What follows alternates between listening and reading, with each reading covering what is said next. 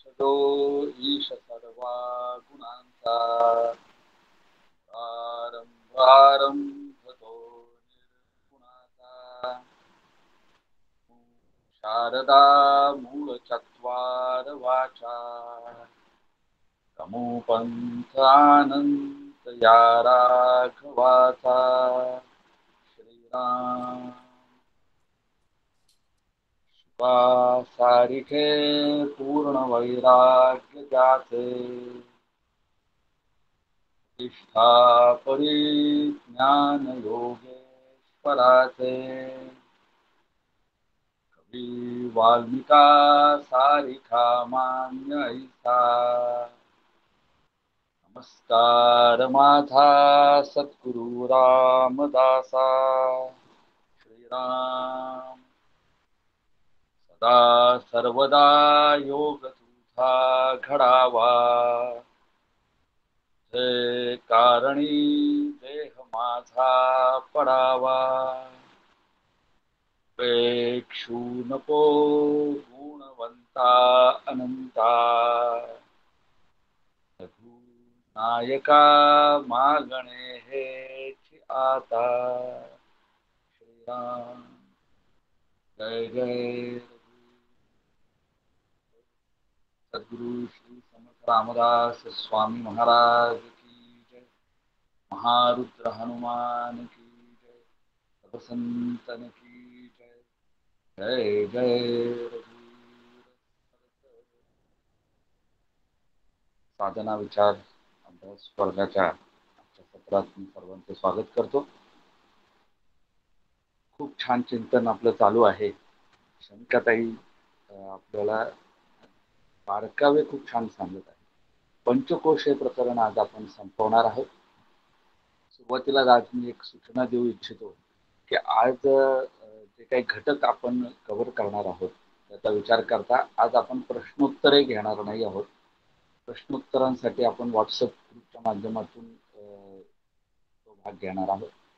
तर आज प्रश्नोत्तराच्या वेळेसहित संपूर्ण 1.5 तासाचं सत्र होईल आणि आजचं हे पंचकोश प्रकरण आज करून घेऊ. आज आपण अंतःकरणाच्या उत्तरोत्तर शुद्ध दशा, अष्टांग योगातील ध्यान, ध्यानाचे प्रकार, समाधीचे प्रकार आणि सर्वात महत्वाचं म्हणजे परमार्थातील विघ्ने हा असा संपूर्ण भाग पाहणार आहोत. खूप छान छान बारकावे शंकरताई आपल्याला सांगत असतात. मागच्या सत्रामध्ये त्यांनी सांगितलं की 2 वृत्तींमध्ये जी शांतता आहे ते माझं मूळ स्वरूप आहे. किती सुंदर विचार आहे. अशी जी वाक्य येतात त्यांच्या सत्रामध्ये ती खरं तर लिहून कोरून ठेवण्यासारखी आहे आणि साधकाने ती सतत लक्षात ठेवली पाहिजे, सतत आठवली पाहिजे आणि जीवन जगताना त्या गोष्टींकडे ऑब्झर्वेशन, त्याकडे निरीक्षण ठेवलं पाहिजे, बारकाईने अभ्यास केला पाहिजे. खूप छान. अधिक वेळ न घेता मी शमिकाताईंना विनंती करतो की त्यांनी आजच्या विवेचनाला सुरुवात करावी. जय जय. नक्कीच. मला असं वाटतं आज कॅमेरा खूप ऑन आहेत, तर आधी विनंती करते की ज्यांचे कॅमेरा ऑन आहेत त्यांनी कृपया करून कॅमेरा ऑफ करा. सुरुवात करते. नमो आदिगोधात्मरूपा परेशा, नमो हंस नारायणा निर्जरेशा, नमो ब्रह्मदेवा वशिष्ठा श्रीरामा, नमो मारुती रामदासाभिरामा. जय जय रघुवीर समर्थ. श्री गणेशाला वंदन करते, माझ्या सद्गुरूंना वंदन करते, समर्थांना वंदन करते, रामरायाला वंदन करते आणि श्रोते तुम्ही जगदीशाच्या मूर्ती म्हणून तुम्हा सगळ्यांना वंदन करते. आज पंचकोशाचं आपलं 3रं सत्र आहे आणि पहिल्या सत्रामध्ये आपण पंचकोशाचा जेव्हा विचार सुरुवात केला होता तेव्हा आपण पिंडाचे 4 देह किंवा ब्रह्मांडाचे 4 देह किंवा सृष्टीची उत्पत्ती हा सगळा विचार आपण तेव्हा केला होता. आणि नंतर मागच्या वेळेला आपण पंचकोश म्हणजे नक्की काय आणि त्याच्याकडे आपण कसं पाहावं, आपण कुठल्या कोशात आहोत हे आपण कसं ओळखावं आणि एकही कोशामध्ये न अडकण्यासाठी पंचकोशांचा निरास असा आपण अभ्यास मागच्या वेळेला केला होता. आणि लयचिंतन म्हणून पण आपण प्रकार एक मागच्या वेळेला पाहिला होता. आणि आज मात्र जी सूची वाचून दाखवली गणेश दादांनी सुरुवातीला, की आपण एवढं सगळं एका दिवसात घेणार आहोत, म्हणून त्याने निवेदन असं सुरुवातीला केलं की आज आपण प्रश्न उत्तरही न घेता की आपण पूर्ण 1.5 तास, म्हणजे आज खरंच आपल्याला कसं आपल्याला अवधान पकडून किंवा 1.5 तास चित्त एका ठिकाणी ठेवणं हे किती अवघड असतं हे आपल्याला कळणार आहे आता पुढच्या 1.5 तासामध्ये. कारण 1.5 तास आपण संपूर्णपणे सत्र घेणार आहोत, कारण आपण आजच्या विषयाची व्याप्तीच एवढी आहे. आणि आज मुख्य विषय ज्याच्याकडे आपण पाहणार आहोत, म्हणजे बरीच सूची त्याने वाचून दाखवली गणेश दादानी, पण मुख्य विचार जो आपला आज असणार आहे तो ध्यानाचे प्रकार म्हणजे काय, आणि ध्याना आपल्याला प्रतिबंध कुठले येतात. कारण आपल्याला प्रत्येकालाच माहिती आहे आपण कधीतरी एका ठिकाणी बसायचा प्रयत्न करत असतो आणि ध्यान आपलं कधीच लागत नसतं, आणि भगवंत म्हणत असेल की हे काय ध्यान आहे की माझं ध्यान करतोय हा. तुकाराम महाराजांचा एक अभंग आहे बरं का, खरं म्हणजे डॉक्टर काका म्हणतात की अशा अभंगांचा उल्लेख प्रवचनामध्ये करू नये, म्हणजे अनपार्लिमेंटरी शब्द कधी प्रवचनांमध्ये उल्लेख करायचा नसतो असं डॉक्टर काका म्हणतात. पण बघा हल्ली आपण जर बाहेर पाहिलं तर आपल्याला सगळीकडे वर्ग हल्ली दिसतात बरं का, म्हणजे ब्रह्मविद्या शिका किंवा मेडिटेशनचे क्लासेस. तर मेडिटेशन म्हणजे आपल्याला ध्यान म्हणतोय की नाही आपण ते, तर आपल्याला ते सहज शिकण्यासारखी सोपी गोष्ट वाटत असते. थोड्या वेळात आपण शिकलो तर ध्यान लागणार आपलं असं आपल्याला वाटत असतं. आणि तुकाराम महाराज म्हणजे भक्तीबद्दल बोलतायत ते, पण ध्यानाबद्दल ते लावून घ्यायचं, आजच्या विषयाला ते लावून घ्यायचं. तुकाराम महाराज असं म्हणतायत की भक्ती म्हणता गोड वाटे. सोपं वाटतं की नाही, गोड वाटते. भक्ती म्हणता गोड वाटते, भक्ती करिता तीर फाटे. आहे की नाही, म्हणजे आपल्याला बरोबर डोळे उघडता येते की वाटतं ते सोपं, पण ते करायला लागल्यानंतर ते कसं अवघड आहे हे ते कळतं.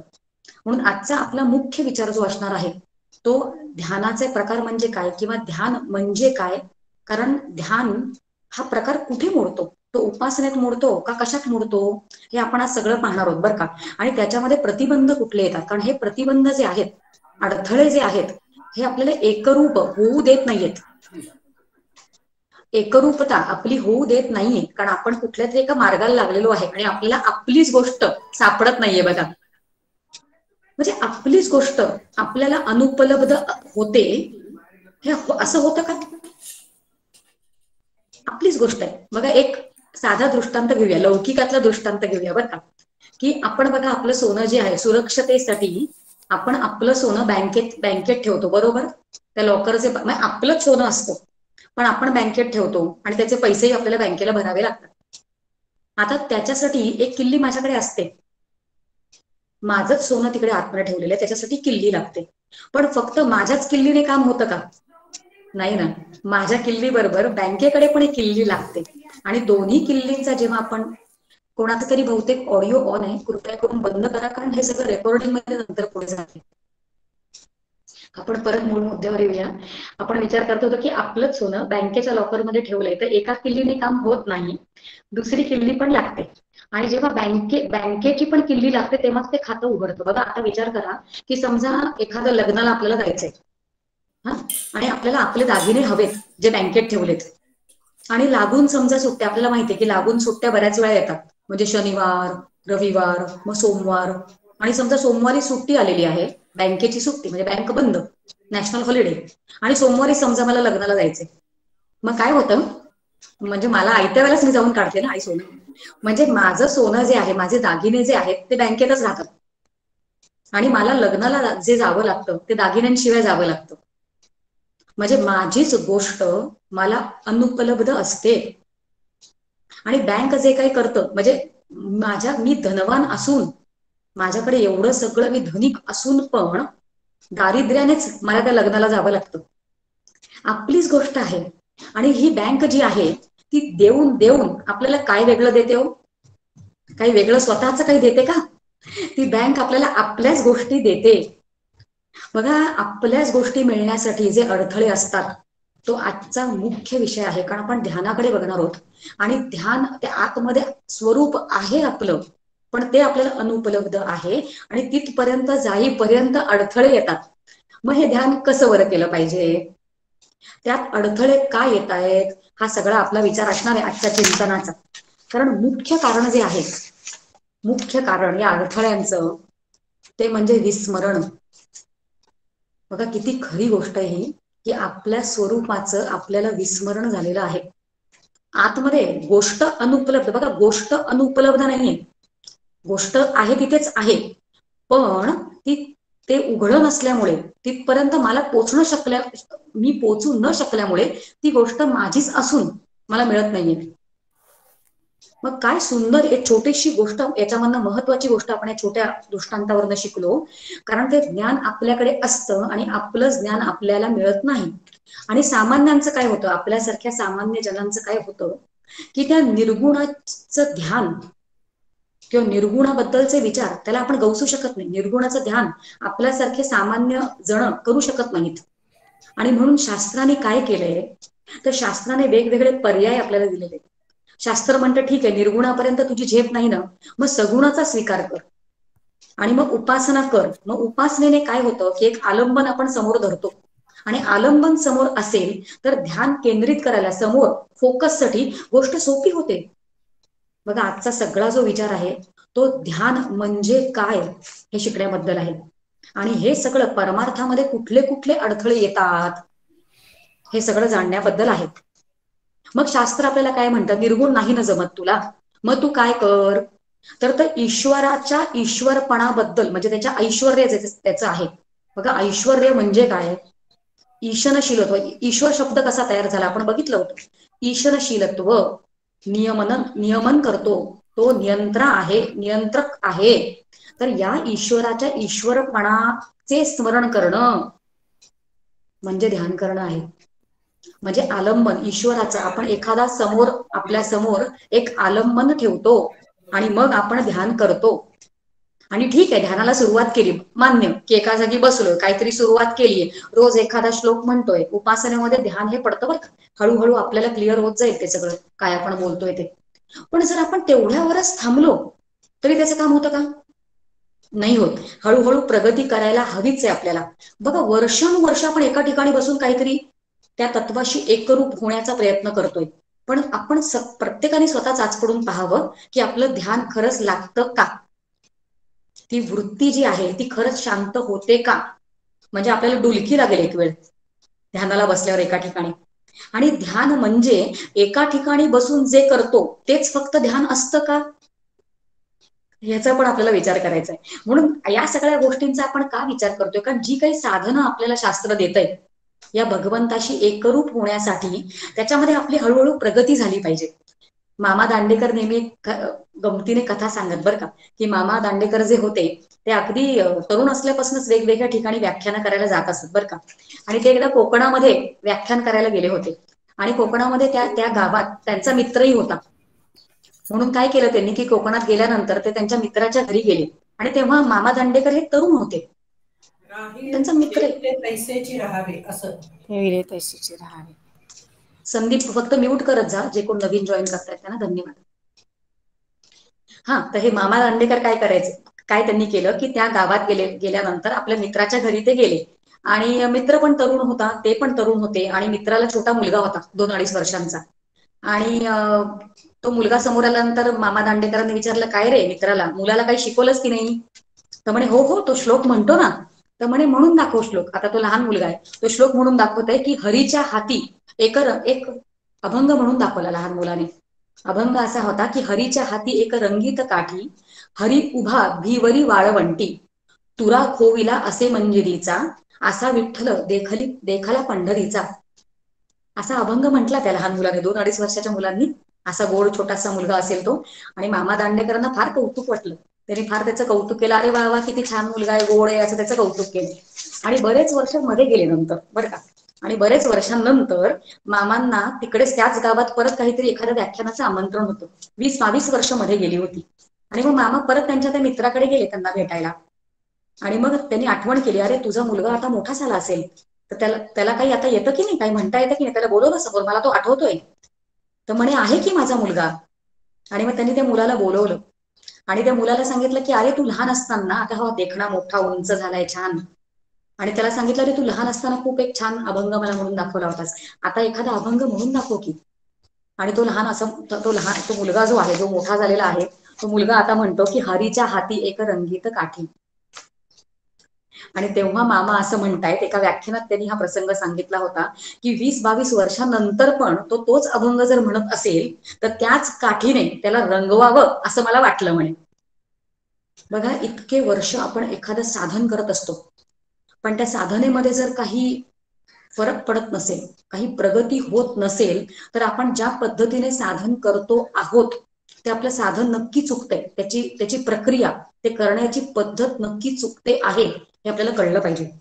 कारण आपला आजचा विचार जो आहे तो ध्यानाबद्दल आहे, आणि ध्यानाला आपण प्रत्येकाने बसण्याचा प्रयत्न केलाच असणार आहे. आणि वर्षानुवर्ष पण प्रयत्न करून जर ते जमत नसेल तर आपली दिशा चुकती आहे. आपण नक्की काय करतो आहोत ते आपल्याला कळत नाही. प्रस्तावना मोठी होते पण गरज आहे असते घ्यायची.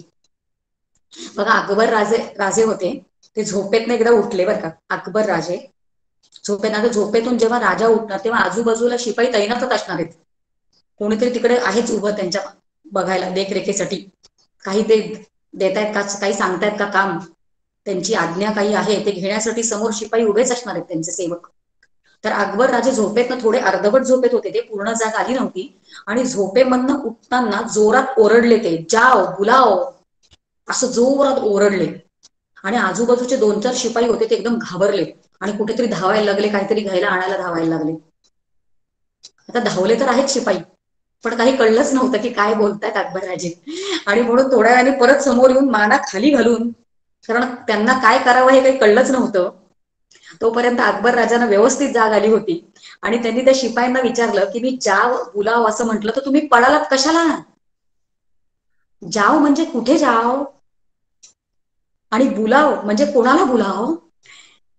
काहीच माहित नसताना धावायचं असतं का?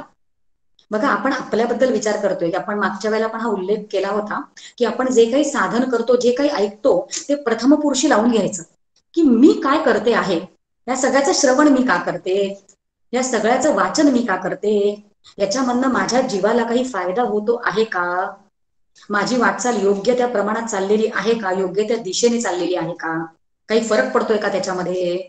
ते जर माहिती असेल तर मग आपल्याला ते ध्यान जे आहे ते आपलं लागेल. आणि जे प्रतिबंध आपल्याला येतात, आणि विविध प्रतिबंध, सुरुवातीला आपण जे म्हटलं की 1.5 तासापर्यंत आपण हे प्रतिबंधच आज मुख्य करून ऐकणार आहोत, आणि बाकीचे विषयांचा जो उल्लेख केला तो मध्ये मध्ये मध्ये आपण घेणारच आहोत.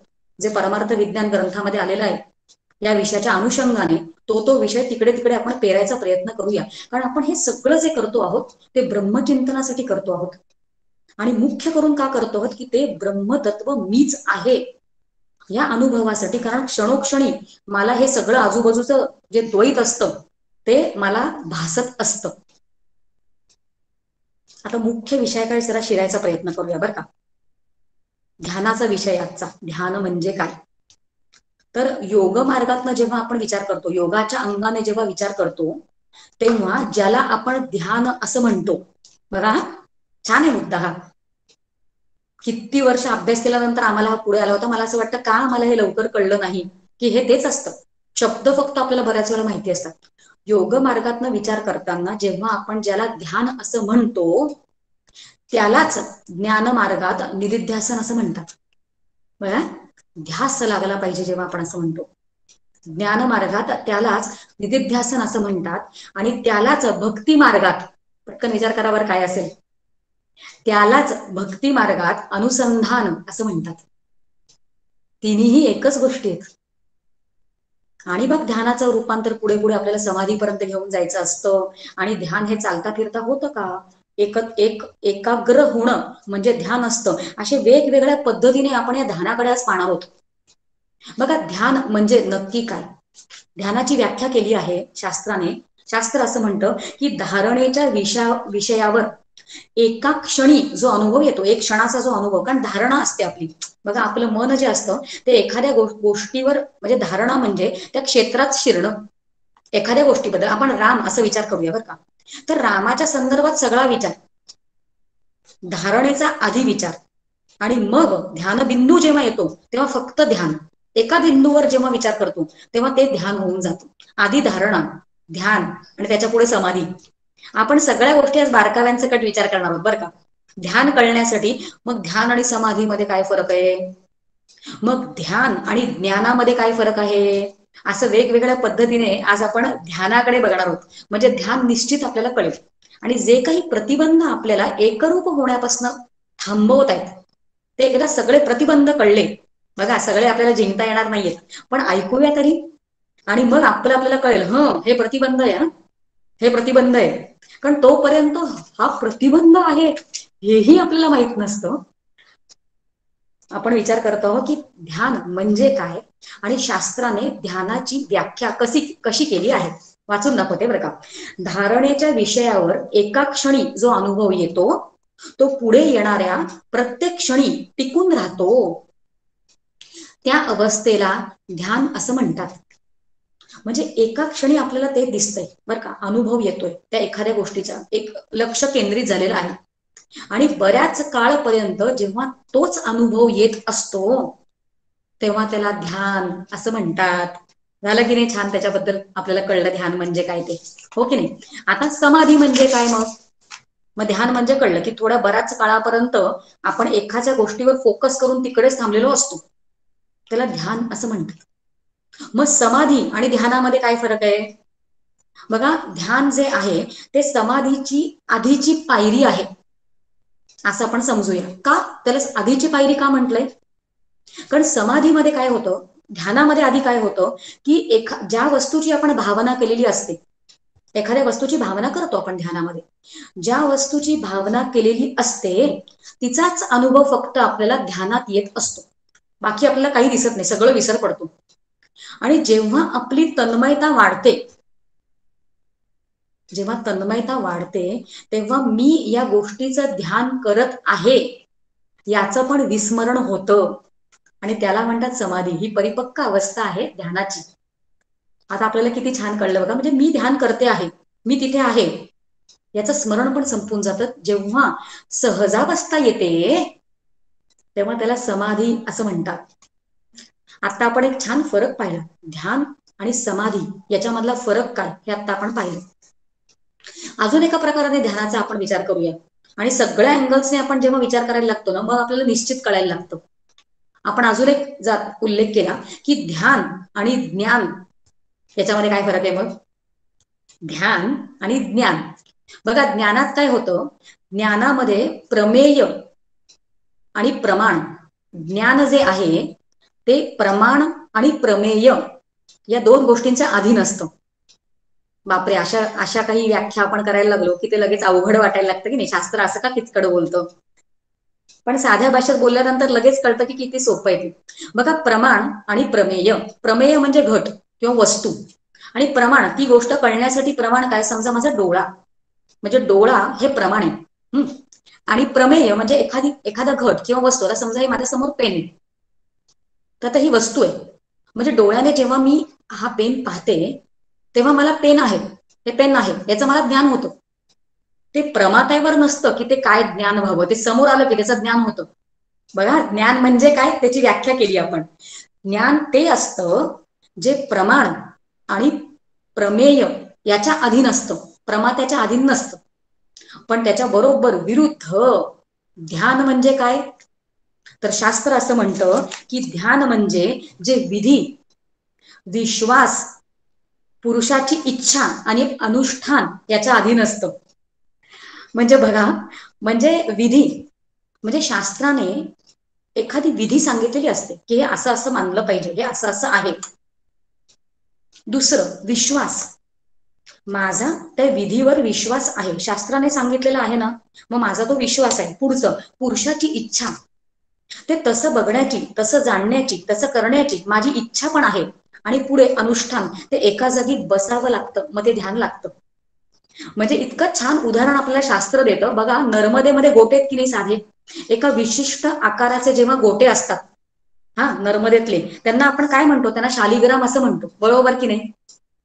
आता खरं म्हणजे शालिग्राम म्हणजे वेगळं काय आहे, गोटे दगड आहेत. पण शास्त्र असं म्हणतं की त्या विशिष्ट आकाराच्या गोट्यांना आपण विष्णू समजावं किंवा आपण शंकर समजावं, की वेगवेगळे उपासक जे आहेत, किंवा गणपती समजावं. वेगवेगळे उपासक जे आहेत ते त्याला वेगवेगळं समजतात. आता याला म्हणतात ध्यानाची प्रक्रिया. खरं म्हणजे तिथे काय आहे, तिकडे दगड आहे, पाषाण आहे, गोटा आहे फक्त.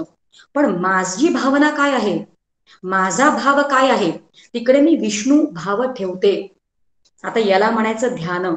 म्हणजे जे विधी, विश्वास, पुरुषाची इच्छा आणि अनुष्ठान याच्या अधीन असतं त्याला ध्यान असं म्हणतात. बघा आता आपल्याला अजून एक छान फरक कळला. तर आपल्याला ध्यान आणि समाधी याच्यामधला फरक कळला. पुढची अवस्था आहे समाधी म्हणजे. आणि आता आपण जे फरक पाहिले ते ज्ञान आणि ध्यान असं पाहिले. आणि हे सगळं जे आपण करतो आहोत ते मुख्य आपला जो विषय आजचा आहे किंवा मुख्य आपल्याला शिकायचं आहे हे सगळं करताना ते हे सगळं या सगळ्यामध्ये अडथळे येतात, प्रतिबंध येतात आपल्याला. कारण आपण इतके प्रापंचिक असतो आणि प्रापंचिक बुद्धीने आपण हे सगळं करण्याचा प्रयत्न करत असतो. तर 3 मुख्य गोष्टी आपल्याला साधायच्या असतात बघा. पारमार्थिक ध्येय आणि किंवा आध्यात्मिक ध्येय हे 3 महत्वाच्या टप्प्यांमध्ये आपण बसवायचा प्रयत्न करूया. आता एका महत्वाच्या विषयाला म्हणजे आपण पुढचे 1 तासापर्यंत हाच विषय पकडून ठेवणार आहोत, म्हणून थोडंसं लक्ष देऊन ऐका. आध्यात्मिक ध्येय, आपलं ध्येय एकच आहे. आपल्याला ध्येय काय ते माहिती आहे आपलं, की आपण या मार्गाला का वाटचाल करतो. पारमार्थिक परम अर्थ, परमश्रेष्ठ अर्थ, त्या वाटेवर आपण लागलेलो. तर 3 टप्प्यांमध्ये 3 गोष्टींनी आपल्याला ते साधता येतं किंवा 3 गोष्टींचा आपण विचार करूया. एक म्हणजे ज्ञानप्राप्ती. बघा, ज्ञानप्राप्ती करून घ्यायची आपल्याला. या मार्गाला आपण लागलेलो आहोत ना, तर या क्षेत्रात या 3 दृष्टीने आपण विचार करूया. पहिला दृष्टिकोन आहे ते म्हणजे ज्ञानप्राप्तीचा. कारण या प्रत्येकाला आपापले प्रतिबंध आहेत, म्हणून हे मुख्य 3 विसरायचे नाहीयेत.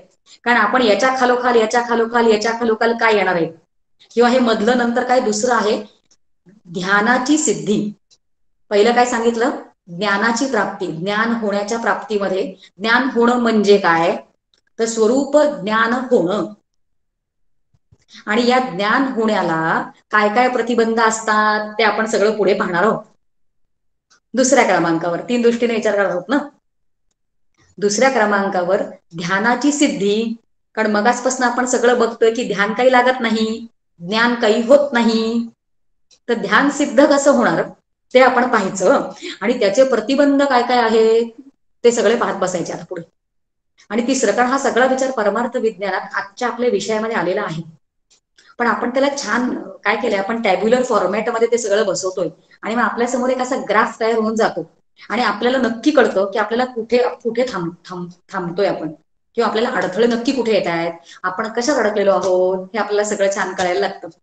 तिसरं, मोक्षाचा लाभ. तो पण अजून आपल्याला झालेला नाहीये ना. अनंत जन्म आपण घेतोय आणि मोक्षाचा लाभ झालेला नाहीये. परत बरं का, ज्ञानाची प्राप्ती. कारण ज्ञान जे आहे ना ते परोक्ष आणि अपरोक्ष असे 2 त्याचे स्तर आहेत. आपण एक एक बघणार आहोत. फक्त हे पहिले आपण आपल्या बुद्धीवर बिंबवून घेऊया, कारण पुढच्या 1 तासापर्यंत हाच धागा पकडायचा आपल्याला. ज्ञानाची प्राप्ती. दुसरं, ध्यानाची सिद्धी. आपला विषयाचा ध्यानाची सिद्धी. ध्यान कसं सिद्ध व्हावं, कारण ध्यान जेव्हा परिपक्व होईल, ध्यान जेव्हा लागेल तेव्हा आपण एकरूप होऊ त्या भगवंताशी. ज्ञानाच्या प्राप्तीने पण तेच होणार आहे. आणि शेवटी मोक्षाचा लाभ. माझी सगळी खटपट जी आहे ते मोक्षाच्या लाभासाठीच आहे. मग आता आपण काय करणार, या तिघांना प्रतिबंध येतात. काय काय येतात ते आता पाहिजे. हे बोट मी असं पकडून ठेवते शेवटपर्यंत, म्हणजे आपण विसरणार नाही की आपण काय करतो आहोत. आता इथून सुरू करूया पहिल्यापासून, की ज्ञानाची प्राप्ती. जो आता उल्लेख केला की ज्ञान 2 प्रकारचं असतं, एक परोक्ष ज्ञान आणि दुसरं अपरोक्ष ज्ञान. आता आपले हळूहळू कान सगळं तयार झालेले आहेत ऐकून ऐकून, की परोक्ष ज्ञान म्हणजे काय आणि अपरोक्ष ज्ञान म्हणजे काय. तर परोक्ष ज्ञान म्हणजे जे शब्दांनी आपल्याला कळतं ते, म्हणजे ज्याचा अजून आपल्याला अनुभव आलेला नाही. मोक्ष असतो बरं का, की हे शास्त्र असं सांगतंय बरं का, हे मन हे करतं, बुद्धी ते करते, चित्त असं असतं त्याचा, किंवा एकरूप होणं म्हणजे काय हे सगळं मला ऐकून माहिती असतं किंवा मी वाचलेलं असतं. मी कधीतरी दासबोध वाचलेला असतो, मी ज्ञानेश्वरी संत वचन वाचलेली असतात, एखादा ग्रंथ प्रकरण ग्रंथ अभ्यासलेला असतो, पण अजून अनुभव नाही. मग याला म्हणायचं परोक्ष ज्ञान. आणि दुसरं जे आहे ते अपरोक्ष ज्ञान. अपरोक्ष ज्ञान म्हणजे साक्षात्कार, साक्षात तो अनुभवच येणं, स्वरूप ज्ञान म्हणजे अपरोक्ष ज्ञान. आता याला प्रतिबंध काय आहेत बघा. आपण मेन आज मुख्य विचार जो प्रतिबंधांचा करणार आहोत. आणि का प्रतिबंधांचा करणार आहोत, कारण आपण एकरूप झालेलो नाहीयेत अजून.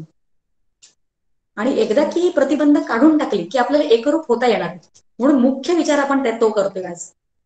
आणि इतकं सुंदर शास्त्र आहे, अभ्यास करताना एवढा आनंद होतो की जर आपण आता आपल्याला कळणार की परोक्ष ज्ञानाला प्रतिबंध काय आणि अपरोक्ष ज्ञानाला प्रतिबंध काय हे जेव्हा आपल्याला कळणार आहे तेव्हा काय आनंद होतो आणि शास्त्राच्या प्रेमात पडतो आपण. आणि किती शास्त्र सुंदर, अचूक, निर्दोष बोलतंय, याच्याने जेव्हा आपल्याला कळतं तेव्हा तेव्हा आनंद असो आतमध्ये भरून येतो. असा किती सुंदर सांगितलंय बघा शास्त्राने. परोक्ष ज्ञानाला प्रतिबंध काय म्हणजे परोक्ष ज्ञान अजून झालेलं नाहीये. आपल्या आजूबाजूच्या लोकांना तुम्ही विचार करा जे अजून या मार्गालाच लागलेले नाहीयेत, ज्यांना अजून परोक्ष ज्ञान पण माहित नाही की हा असं काहीतरी असतं बरं का, असं असतं का, छे असं नसतं. त्याला प्रतिबंध काय, त्याचं कारण काय, तर त्याचं कारण म्हणजे अश्रद्धा. काय सुंदर आहे की नाही. जेव्हा मी पहिल्यांदा हे सगळं वाचलं होतं तेव्हा मला एवढा आनंद झाला होता की किती सुंदर शास्त्र बोलतं. अश्रद्धा, श्रद्धाच नाही शास्त्रावर, त्याच्यामुळे परोक्ष ज्ञान पण झालेलं नाही अजून. आणि दुसरं आहे अपरोक्ष ज्ञान. अपरोक्ष ज्ञान म्हणजे खरा ब्रह्म अनुभव. मग त्याला प्रतिबंध काय, त्याला कारण काय की ते अजून होत नाहीये. त्याला कारण आहे अविचार. आपण नको ते विचार, आपण विचारांना, आपण ज्याला विचार म्हणतो खरं म्हणजे ते विचार नसतातच, ते अविचारच असतात. कारण विचार जर केला तर ब्रह्मज्ञान होणार आहे. वस्तुसिद्धीर विचारणं न कर्म कश्चित कोटीभिः. वस्तुसिद्धीर, वस्तूची, त्या ब्रह्म वस्तूची सिद्धी होते एक विचार केला तर. समर्थ आपल्याला दासबोधा म्हणतात की ऐसी ही विचारांची कामे उगेच भ्रमो नये भ्रमे. विचार, एक योग्य विचार ब्रह्मज्ञान करून देतो आपल्याला. आणि अविचार असेल तर आपल्याला अपरोक्ष ज्ञान होत नाही. काय सुंदर शास्त्र आहे की नाही. आता आपण काय बनवतो या तिघांपैकी आपण अजून पहिल्याबद्दलच बोलतोय बरं का. म्हणजे ज्ञानप्राप्तीच्या खालोखाल आपण विचार केला की ज्ञान 2 स्तरांचं असतं. एक आहे परोक्ष ज्ञान आणि दुसरं आहे अपरोक्ष ज्ञान. आणि त्या दोघांचे प्रतिबंध म्हणजे काय याचा आपण विचार केला की ते प्रतिबंध परोक्ष ज्ञानाला आहे अश्रद्धा आणि अपरोक्ष ज्ञानाला आहे अविचार. आणि या दोघांसाठी कारण काय आहेत, अश्रद्धा आणि अविचार. म्हणजे ज्ञानच होऊ देत नाही कुठल्याही प्रकारचं. त्याला कारण काय, त्याचे प्रतिबंध कुठले आहेत ते पण शास्त्राने सांगितलेले आहेत. म्हणजे आता आपण पहिल्याच खालोखाल चाललोय बरं का. आणि शास्त्र असं म्हणतं ज्ञान प्राप्तीसाठी मुख्य प्रतिबंध म्हणजे 3 आहेत जे आपल्याला माहिती आहेत. मल, विक्षेप, आवरण. ज्ञान प्राप्तीसाठी 3 प्रतिबंध, मल, विक्षेप, आवरण. आपण पहिल्यामध्येच होतो अजून खाली. आणि मल, विक्षेप, आवरण आपल्याला माहित नाही का हो. आता आपण काय करणार आहोत, मल म्हणजे नक्की काय हे जाणून घेणार आहोत. मलाची कारणं काय आहेत ते जाणून घेणार आहोत. मलाची लक्षणं काय आहेत ते जाणून घेणार आहोत. त्याचे परिणाम काय होतात ते जाणून घेणार आहोत. पण एवढंच फक्त प्रॉब्लेम नाही सांगत शास्त्र आपल्याला, किंवा असं म्हणजे घाबरवायचं काम करत नाहीये शास्त्र आपल्याला, त्याचा उपाय पण देतं. ते घालवण्यासाठी काय उपाय आहे हे पण शास्त्र सांगणार आहे. आणि आज आपला फायदा असा होणार आहे की मलविक्षेप, आवरण या तिघांचं बद्दल आपण त्याची कारणं काय, लक्षणं काय, परिणाम काय आणि ते घालवण्याचे उपाय काय हे सगळे विचार करणार आहोत. आणि इतकं सुंदर शास्त्र बसतं ना, इतका आनंद होतो. खरं परमार्थ विज्ञानामध्ये सगळं आलंय बरं का. आपण फक्त ते टॅब्युलर फॉर्मॅटमध्ये घातलंय एवढंच. मलाबद्दल विचार करतोय. मल म्हणजे काय हे आपल्याला आतापर्यंत माहिती झालंय आणि याचा उल्लेख झालेला आहे वरचे वर वारंवार आपल्या सगळ्या सत्रांमध्ये. मल म्हणजे चित्ताची अशुद्धी, निषिद्ध कर्म करण्याची इच्छा. कारण मळच असतो अंतःकरणात, नको ते करावंसच वाटतं. आता मलाचे कारण काय आहेत बघा. मल, अशुद्ध चित्त, त्याची कारण ते असं का, काय शास्त्र सुंदर उत्तर देते, वाचून दाखवणार आहे खरं म्हणजे असं सगळं. त्याची कारणं सांगताय शास्त्र. शास्त्र म्हणतं पापाचरण. का तसं होतं, मल अंतःकरणात पापाचरण कुठल्या तरी जन्मी पापाचरण झालंय म्हणून आतमध्ये मल आहे बघा. पटकन काहीतरी खाली पडलेलं अन्न खावं असं वाटतं. कोणी काहीतरी बघत नसताना पटकन चाटून बघावं असं वाटतं. नको नको त्या गोष्टी कराव्याशा वाटतात, कारण कधीतरी कुठल्या तरी जन्मी ते केलेलं असतं. पापाचरण कारण बघा, मी एक सगळी वाचून दाखवते. पापाचरण, अधर्मचरण, अभक्ष सेवन, फार फार महत्व आहे की आपण काय सेवन करतो आहारावर. अभक्ष सेवन त्याच्यामुळे आपल्या चित्तामध्ये अंतःकरणात मल हा दोष कायम राहतो. किती अलर्ट राहावं लागतंय बघा. मलदोष एक काढायचा आहे, पण हे सगळे प्रतिबंध आहेत बरं का. अपेयपान, सत्कर्म, सद्धर्म, सत्पुरुषाचा अनादर. काय हो आपल्याकडनं किती वेळा झाला असेल. आत्ता कळतंय की काही आपल्या समोर थोर मंडळी येतात म्हणून त्यांच्या समोर वाकावं वाटतं आपल्याला. पण याच्या आधी आयुष्यात किती वेळा आपण खरंच सत्पुरुषांचा अनादर नकळतपणे आपल्याकडनं झाला असेल. विचार केला तरी आपल्याला भीती वाटते. कारण मल अंतःकरणामध्ये पटकन निर्माण होतो, असलेला वाढतो. हे सगळं त्याच्यामुळे होतं. हिंसा करावीशी वाटते आणि विषय लालसा, ही सगळी कारणं आहेत ज्याच्यामुळे मल असतं. कारणानंतर पुढे त्याची लक्षणं बघणार. कारण ते असल्यामुळे, ते कारण असल्यामुळे लक्षणं काय तर सहज पाप प्रवृत्ती होते आपल्याला. किती भयावह आहे की पटकन करून टाकतो. आणि पुढे त्याचं लक्षण सांगितलंय की अधर्म करताना मन आपलं कचरत पण नाही. म्हणजे काही चुकीचं करतोय असं वाटतही नाही. इतके बेशरम आपण होऊन जातो. चित्तात मल दोष असेल तर ही त्याची लक्षणं आहेत. आणि मग त्याचा परिणाम काय होतो. शास्त्र असं म्हणतंय की बुद्धिमांद्य. बघा किती भयानक आहे बुद्धिमंद. कारण योग्य ते स्वीकारायला बुद्धी तयारच नसते आपली. हे त्याचे परिणाम आहेत. बुद्धिमांद्य, हित प्रसंगी झोप येणं, त्याचा परिणाम सांगितलेला आहे. काय सुंदर आहे बघा. माझी आई नेहमी तिच्या प्रवचनात सांगत असते की भरपूर श्रोते असे समोर प्रवचनाला आलेले असतात. आणि ईश्वराच्या नियोजनानुसार काय असतं की मल जर चित्तामध्ये असेल तर एखाद्या व्यक्तीला जेव्हा हिताचा उपदेश आलेला असतो तेव्हा बरोबर त्या माणसाला तिकडे झोप लागून जाते की हिताच्या गोष्टी कानावरच पडत नाहीत. परिणाम आहेत. कारण आहार योग्य नाही, पापाचरण आहे, अभक्ष सेवन आहे. हे सगळ्यामुळे काय होतं बघा. हिताच्या गोष्टी कानावरच पडत नाही आणि झोप लागते. आणि अजून एक त्याचा परिणाम सांगितला आहे तो म्हणजे प्रमाद. म्हणजे आपल्याकडनं चुका घडतात. हे त्याचे परिणाम आहेत. मंदाताई नेहमी सांगतात त्यांच्या प्रवचनामध्ये की हातातनं गोष्ट पडली ढपकन, काहीतरी चुकीचं, जोरात आवाज, आपण दरवाजा जोरात लावला, आपटला, हे सगळं तमोगुण वाढल्यामुळे आहेत म्हणे.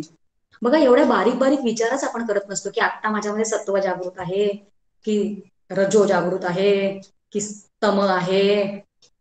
आणि हा सगळा अभ्यास जो आहे तो सूक्ष्म लेवलवर आपल्याला विचार करायला शिकवतो आहे. हे सगळे परिणाम आहेत.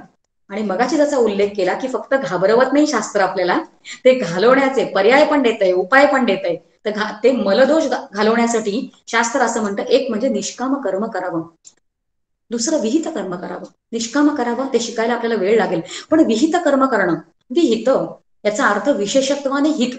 हा उल्लेख कर्माचा जेव्हा आपण आपलं सत्र झालं होतं तेव्हा आपण अगदी सखोल विहित शब्दाचा अर्थ पाहिला होता. माझ्यासाठी जे योग्य आहे, माझ्यासाठी ते जे योग्य आहे ते माझ्या दुसऱ्यांसाठी काहीतरी अयोग्य असेल. मी या जन्मामध्ये काय योग्य केलं पाहिजे त्याला विहित कर्म म्हणतात. वेगळं काहीही करण्याची गरज नाहीये. बाहेर जाऊन पूजा अर्चा करा, पूजा बांधा, काही करा. विहित कर्म योग्य केलं तरी बुद्धिमांद्य कमी होतं, बुद्धीत प्रकाश पडत जातो. हे शास्त्राचं वचन आहे. ते खोटं असेल काय. विहित कर्माला इतकं महत्व. पुढे साधू सेवा, सत्संगती आणि भोगांवर नियंत्रण, एवढं सगळं जेव्हा आपण करू तेव्हा मलदोष कमी होणार आहे. आणि तो प्रत्येकाने बघावा आपल्यामध्ये काय काय आहे. परत आपल्या मेन तक्त्याकडे येऊया. पहिलं आपण विचार करतो आहोत ते म्हणजे ज्ञानप्राप्तीसाठी मल विक्षेप आणि आवरण हे दोष आहेत. मलाबद्दल आपण सगळं आता पाहिलं. आता विक्षेप म्हणजे काय. विक्षेप म्हणजे आपल्याला माहिती आहे चांचल्य आणि चंचलता असते सारखी. एका याच्यामध्ये दुसऱ्या याच्यामध्ये आपण धावत असतो. आणि का तसं करतो. कारण असत्याला सत्य ठरवल्यामुळे हे सगळं होत असतं. चंचलता हे चांचल्याचं म्हणजे विक्षेपाचं स्वरूप आहे. आता आपण काय करणार आहोत तर या चंचलतेचं म्हणजे विक्षेपाचे कारण, लक्षणे, परिणाम आणि मग ते घालवण्याचे उपाय हे बघणार आहोत. हे वाचून दाखवते बघा. हा विक्षेपाची कारणं काय. चांचल्य, आपलं मनाचं चांचल्य का होतं. मनाची चंचलता हे त्याचं कारण आहे. आणि जसा उल्लेख केला मगाशी की माया सत्य वाटते त्याच्यामुळे मन चंचल असतं. कारण हे सगळं सत्य वाटत असतं आपल्याला. इकडे फिरा, तिकडे फिरा, तिकडे फिरा. आणि अजून एक म्हणजे आपल्या इंद्रियांवर बघा कारण काय आहे. चंचलतेसाठी कारण शास्त्र असं म्हणते की आपल्या इंद्रियांवर आपला भरवसा असणे. माझे डोळे काय बघतायत, माझे कान काय ऐकतायत, हे सगळं खरंच वाटतं आपल्याला. त्याच्यापेक्षा वेगळं काही असू शकतं हे आपल्याला माहितीच नसतं. शास्त्र काय सांगतंय ते, स्वतःच्या इंद्रियांवर विश्वास, आणि हे चंचलतेचं कारण आहे विक्षेपाचं, हे सांगतंय शास्त्र.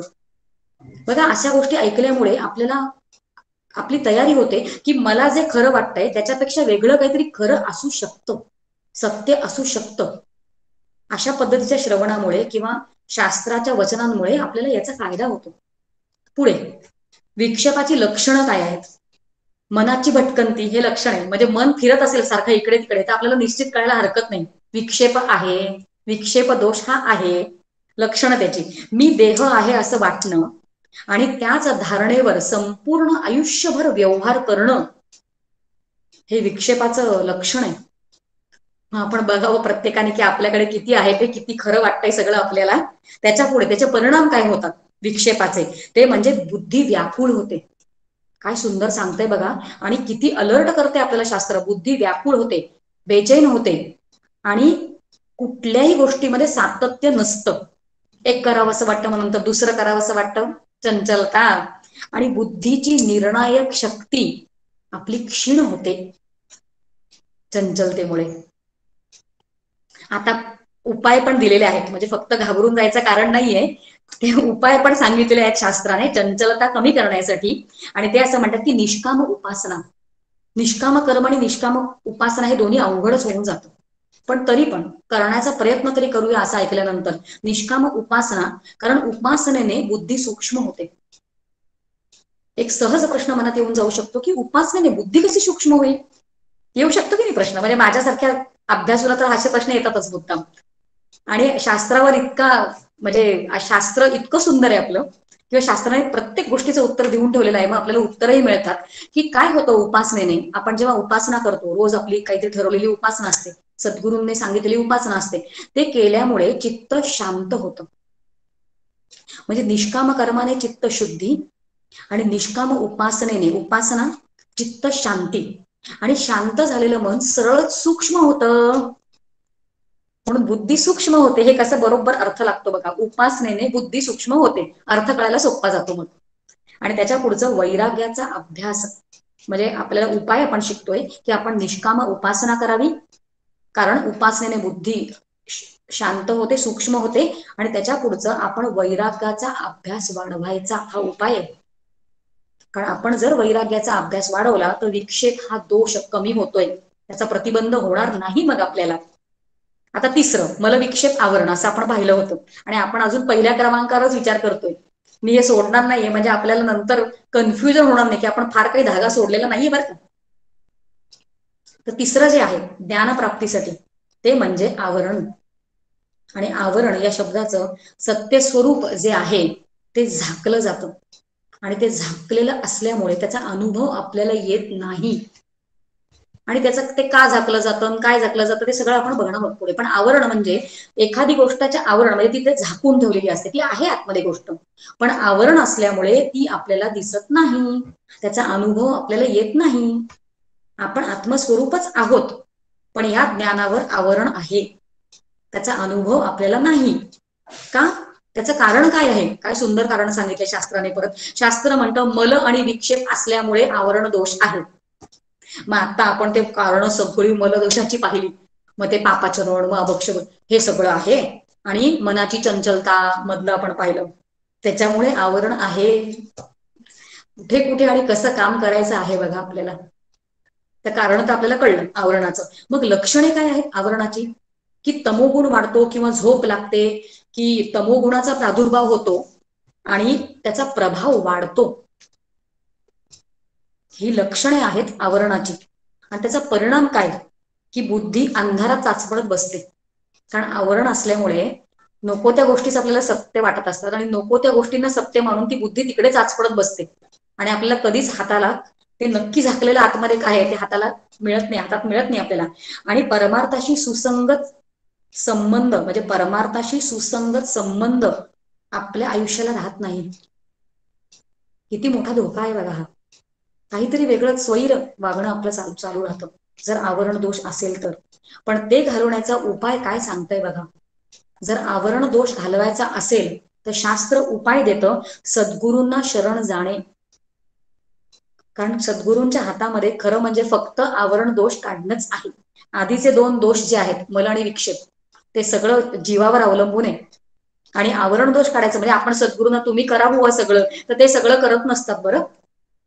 त्यांचं काम सुरुवातीला चालूच होत नाही. एकदा अनुभव देतात ते आपल्याला, एखादा अनुभव देतात की आपण तिकडे टिकून राहतो. म्हणजे चॉकलेट देतो की नाही आपण लहान मुलाला, असं तिकडे तिकडे काहीतरी आहे बरं का, गोड मिळणार आहे पुढे, तेवढाच अनुभव देऊन ते सोडतात. मग सगळं काम जे आहे ते एका साधकाला करावं लागतं. मग साधन चतुष्टय संपन्न व्हा, त्रिगुणाच्या अतीत व्हायचा प्रयत्न करा, मग नामस्मरण घ्या, मग हे मल विक्षेप आवरण कमी करा, आणि त्यांच्या हातात फक्त आवरण दोष काढणं. आणि हे सगळं जे आहे ते प्रतिबंध आपल्यासाठी होतात, ते पण आपल्याला काढू देत नाही. काही सगळ्यामध्ये आपण अडकतो. म्हणून या प्रतिबंधांचा आपण आतापर्यंत विचार केला. आता याच्या पुढे काय आपण करणार आहोत की आपला आजचा जो विषय आहे ध्यानाबद्दल आपण परत येऊया बरं का. कारण आपण पहिला विचार केला होता ज्ञानाच्या प्राप्तीसाठी. ज्ञानाची प्राप्ती आपल्याला करून घ्यायची आहे, पण त्याच्यावर प्रतिबंध येत आहेत, आणि ते मल विक्षेप आवरण हे आपण पाहिलं. आता याला झोपवून टाकूया. आता आपण दुसऱ्याकडे जाऊया. दुसऱ्याबद्दल आपण विचार केला होता की ध्यानाची सिद्धी आजचा विषय आपला.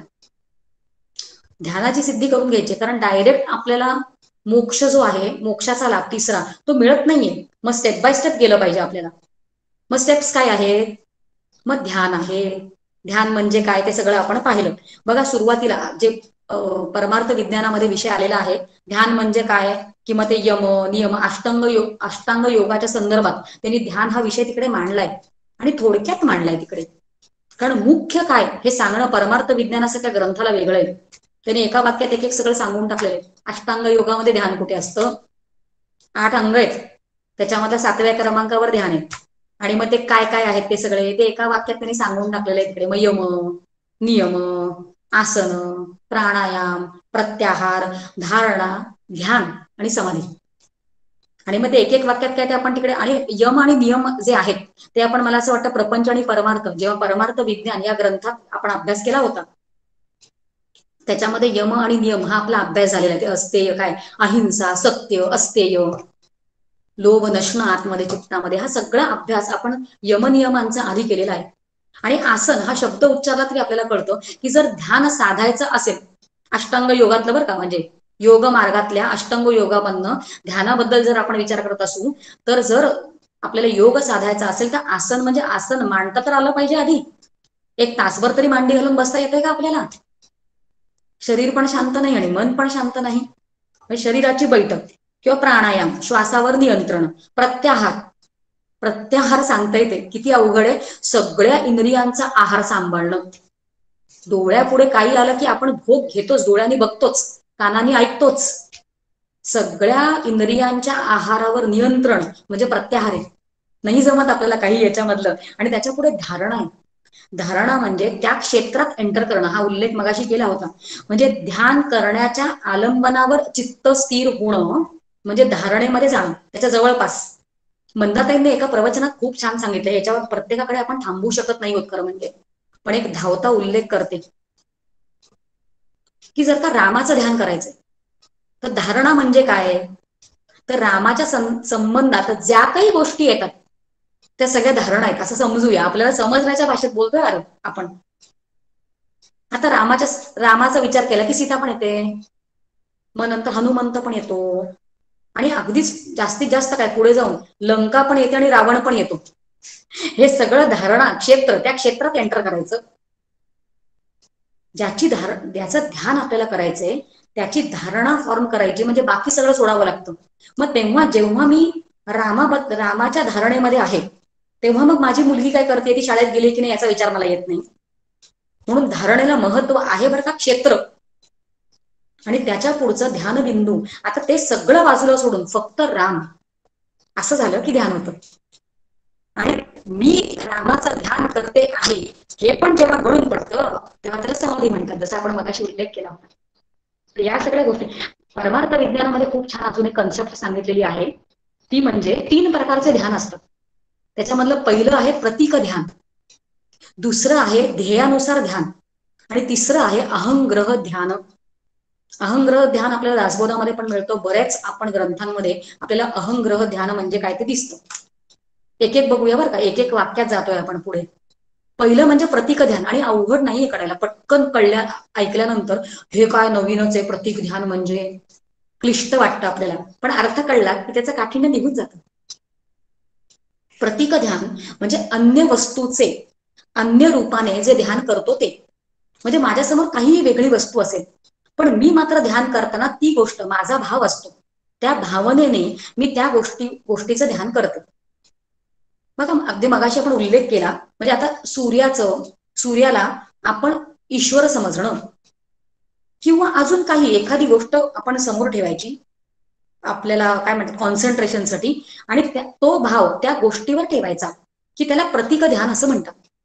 त्याच्या पुढचं ध्येयानुसार ध्यान, जे आपलं ध्येय आहे. आता म्हणजे पांडुरंगाचीच मूर्ती ठेवायची, बघा हा सोपं होऊन गेलं हे.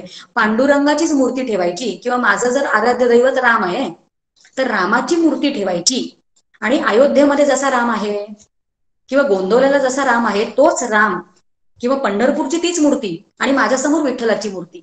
म्हणजे जसं शास्त्रात सांगितलेलं आहे तसं ते ध्यान करणं म्हणजे ध्येयानुसार ध्यान करणं. आता प्रत्येकाच्या आवडीनुसार आपल्याकडे जे काही अवेलेबल आहे त्यानुसार ते ध्यान करायचंय. हे पद्धती आपण फक्त बघतो आहोत, आणि कुठलीही आपण त्याचा अवलंब आपण करू शकतो. त्याच्या पुढचं जे आहे ते अहंग्रह ध्यान, ही ध्यानाची पुढची अवस्था आहे. बरं, अहंग्रह ध्यानामध्ये मी ब्रह्म आहे, आणि माझ्या आतमधलं आत्मस्वरूप आणि ते ब्रह्मस्वरूप या आत्म्या आणि ब्रह्मामध्ये अभेद आहे, अशा पद्धतीचं जेव्हा मी चिंतन करते तेव्हा त्याला अहंग्रह ध्यान असं म्हणतात. बघा, ध्यानाचे हे वेगवेगळे प्रकार आहेत, आणि हे ध्यान जे आहे ते कुठे लगेच सिद्ध होतंय आपलं, जरी आपण वेगवेगळे प्रकार पाहिले बरं का, ऐकलं, सगळं इन्फॉर्मेशन मिळते भरपूर, आणि करत मात्र आपण काहीच नाही होत. आणि जरी करायला गेलो तरी अनुभव शून्य. परत एक असा मनुष्य होता बरं का, हल्ली हे ध्यान, मगाशी अगदी सुरुवातच आपण खरं म्हणजे तिकडून केली की हे मेडिटेशनचं हल्ली फॅड असतं, म्हणजे आपण ध्यान करतो आहोत असं आपल्याला सांगायला लोकांना फार आवडत असतं, पण आपण हे सगळे प्रतिबंध पाहिले की संपूर्ण आयुष्यामध्ये जे आपण ज्या पद्धतीचं आचरण करतो आहोत, ज्या पद्धतीचा आहार विहार, हे सगळं बदलावं लागतं, मग ते तिकडे 5 मिनिटाचं 1 मिनिटाचं 2 मिनिटाचं ध्यान लागणार आहे आपल्याला. पण सोपं नाहीये समजून घ्यायला, सगळं करायला. एक वेळ ऐकायला सोपं. एक मनुष्य असतो, तो एका साधूंकडे जातो आणि त्यांना म्हणतो की ध्यानाबद्दल बरंच काही मी ऐकलेलं आहे, मला ध्यान शिकवा, कसं करू. तर ते साधू म्हणाले, सोपं आहे की, तू काय कर की एका एका निवांत जागी असा जा, एकांत अशा जागी तू जा, एकांत वेळ, सकाळची लवकर वेळ किंवा अशी कुठली तरी एखादी वेळ तू शोध, जागा शोध, आणि तिकडे जाऊन ध्यान कर शांतपणे. जागा शांत हवी, आजूबाजूला काही आवाज नको. तो म्हणे चालेल की, सोपं आहे की, आणि मग तू बस, होतंय ध्यान, लागतंय. त्या मनुष्याला पण सोपं वाटलं बरं का, ध्यान लागणं सोपं असं वाटलं, आणि मग तो तिकडे जातो. आणि निघताना त्या साधूंकडनं निघताना ते साधू त्याला एवढंच म्हणतात की एक लक्षात ठेव, मात्र एक लक्षात ठेव की माकडाबद्दल विचार करू नकोस. तो म्हणाला ठीक आहे, माकडाबद्दल नाही विचार करत, एवढं सोपंच. एकच गोष्ट शिकवली त्या साधूंनी, माकडाबद्दल विचार नाही करायचा.